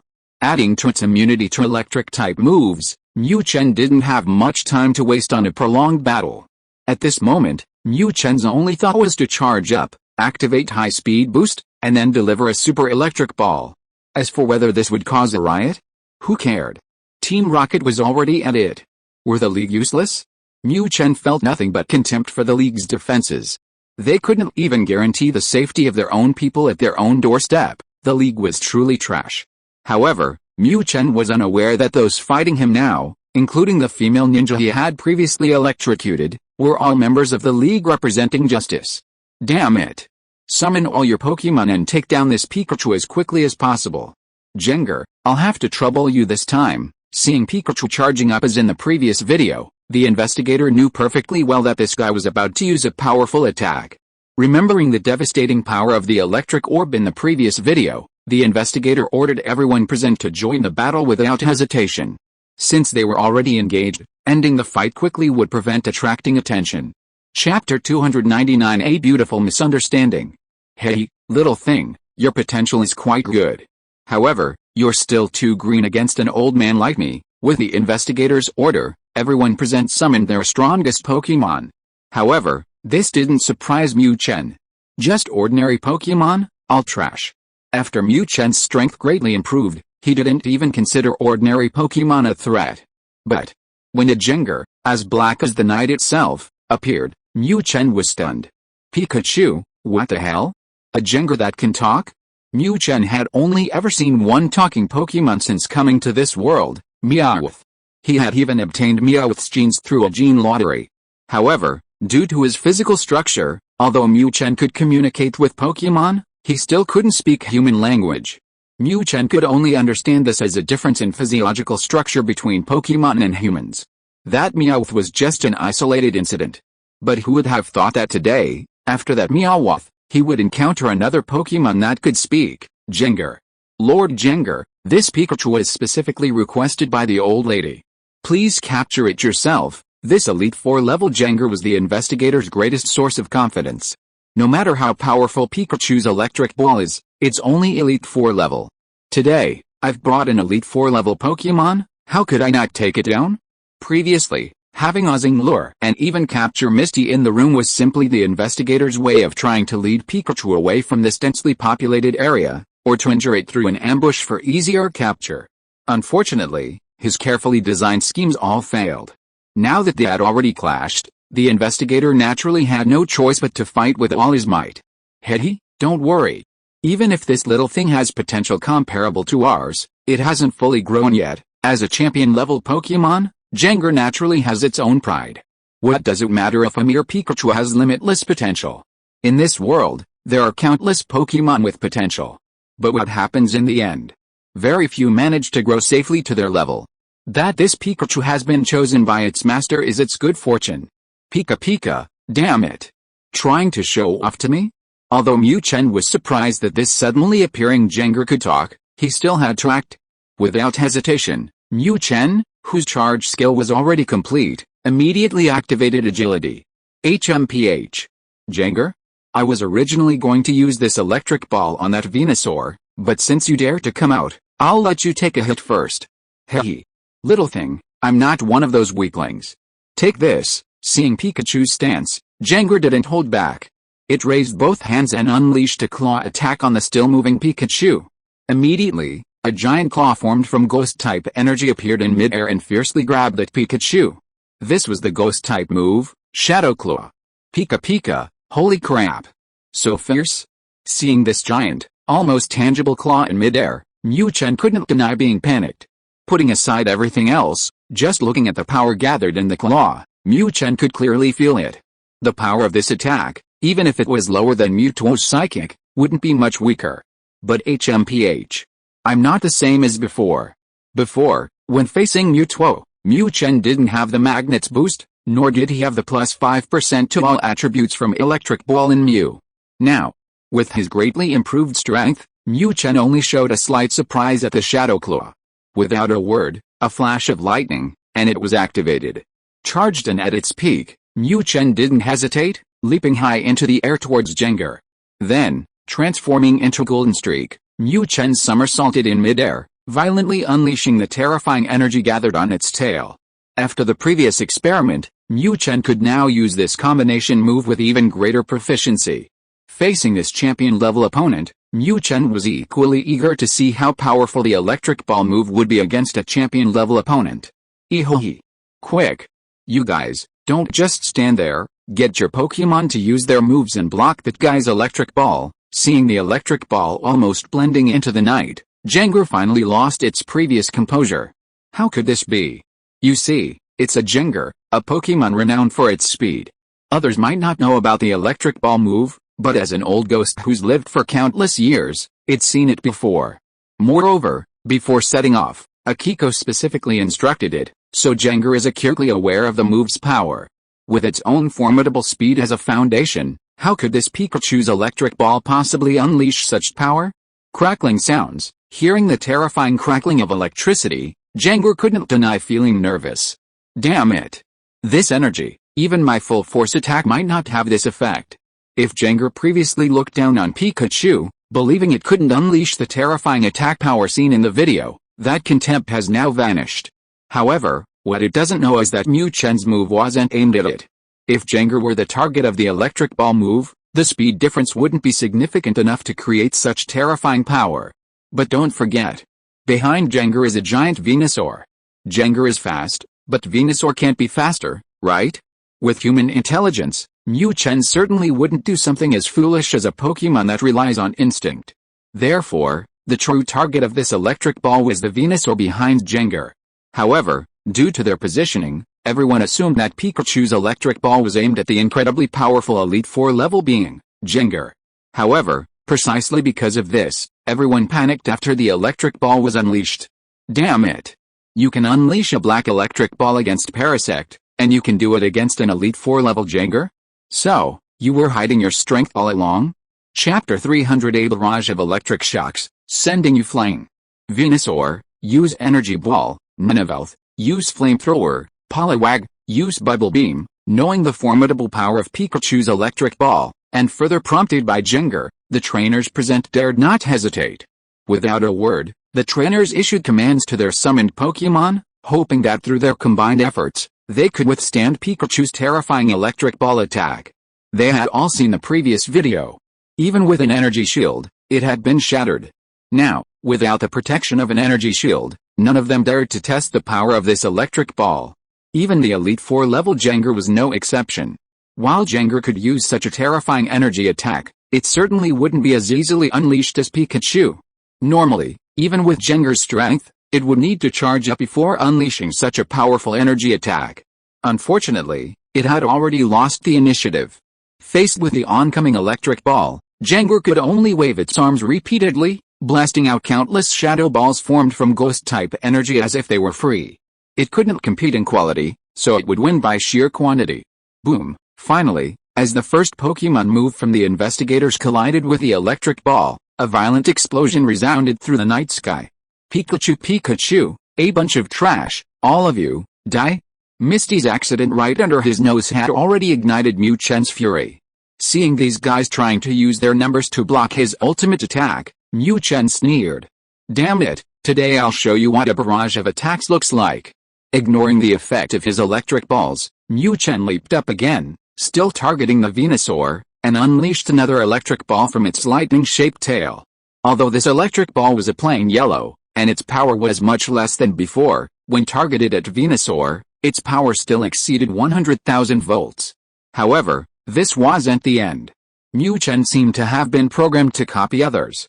He unleashed another ordinary electric ball, then continued his actions, frantically hurling electric balls at the investigators. Hey! This little mouse has gone mad. I'm not worthy of playing with you. Jengar was the first to notice something was wrong. Before they could even block the first black electric ball, Pikachu frantically started hurling ordinary electric balls at everyone. While the power of these electric balls wasn't much, their sheer number was overwhelming. In just a short while, this yellow-skinned mouse had hurled over 10 electric balls. Jengar, for one, was determined not to fight this yellow-skinned mouse to the death. With a single sentence, Jengar vanished from the investigator's sight. However, while Jengar had the power to retreat mid-battle, the investigators didn't. No, help, quick. Ninetales, get me out of here. Without their strongest Pokémon, Jengar, the investigators struggled even to withstand the initial black electric ball, let alone the subsequent dozen or so ordinary electric balls. Finally, as the energy of the numerous Pokémon was shattered, the black electric ball broke through the barriers and slammed into the open field near the town. Boom! Boom! Boom! Leading the charge with a black electric ball, countless ordinary electric balls followed. As if bombed by a bomber, the deafening roar of explosions echoed across the open field. Oh my god! What happened? Help! Has a rocket team attacked? Officer Jenny! Miss Officer Jenny! What happened over there, everyone? Assemble immediately. Head to the explosion site, control the area, and evacuate all civilians. A deafening explosion resounded, even causing the ground to tremble. Countless people were awakened from their sleep, and seeing the tower in flames, panic ensued. Such horrific destruction could only be caused by a large-scale attack from Team Rocket. The mere thought of Team Rocket's fearsome reputation filled these ordinary citizens with dread. Even trainers with 1 or 2 Pokémon were terrified. With such power, their Pokémon wouldn't even qualify as cannon fodder. Attracted by the explosion, the League's guards were also alerted. Such a violent explosion during the League tournament was no joke. If handled poorly, the consequences of being blamed by their superiors would be unbearable for everyone. Just then, in a ravine not far from the explosion, the guards watching over Misty stared in shock at the towering flames. Won't something bad happen? Don't worry, Don't you know how powerful the investigator is? To cause such a terrifying attack, he must have fought that Pikachu. I never imagined a mere Pikachu could be so powerful. I really underestimated Pokémon before. Exactly. After this is over, I'm planning to train a Pikachu too.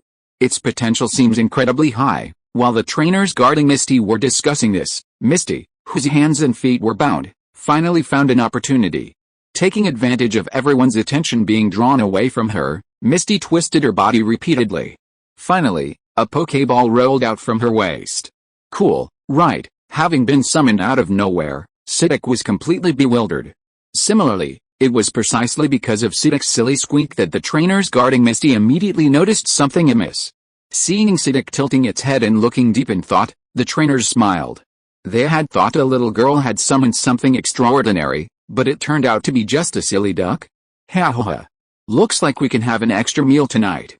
Farfetch'd tastes pretty good. I wonder how this silly duck tastes. Because they were unaware of the situation on the investigator's side, the trainers guarding Misty weren't worried at all. In fact, after seeing this chubby silly duck, they even considered the issue of a late-night snack. End of this chapter. Thank you so much for reading until the end. Don't forget to give it a like. Looking for more exclusive content and immediate access? Subscribe to our Patreon. Remember, every like, subscription or donation encourages us to continue. Thank you all. See you in the next video.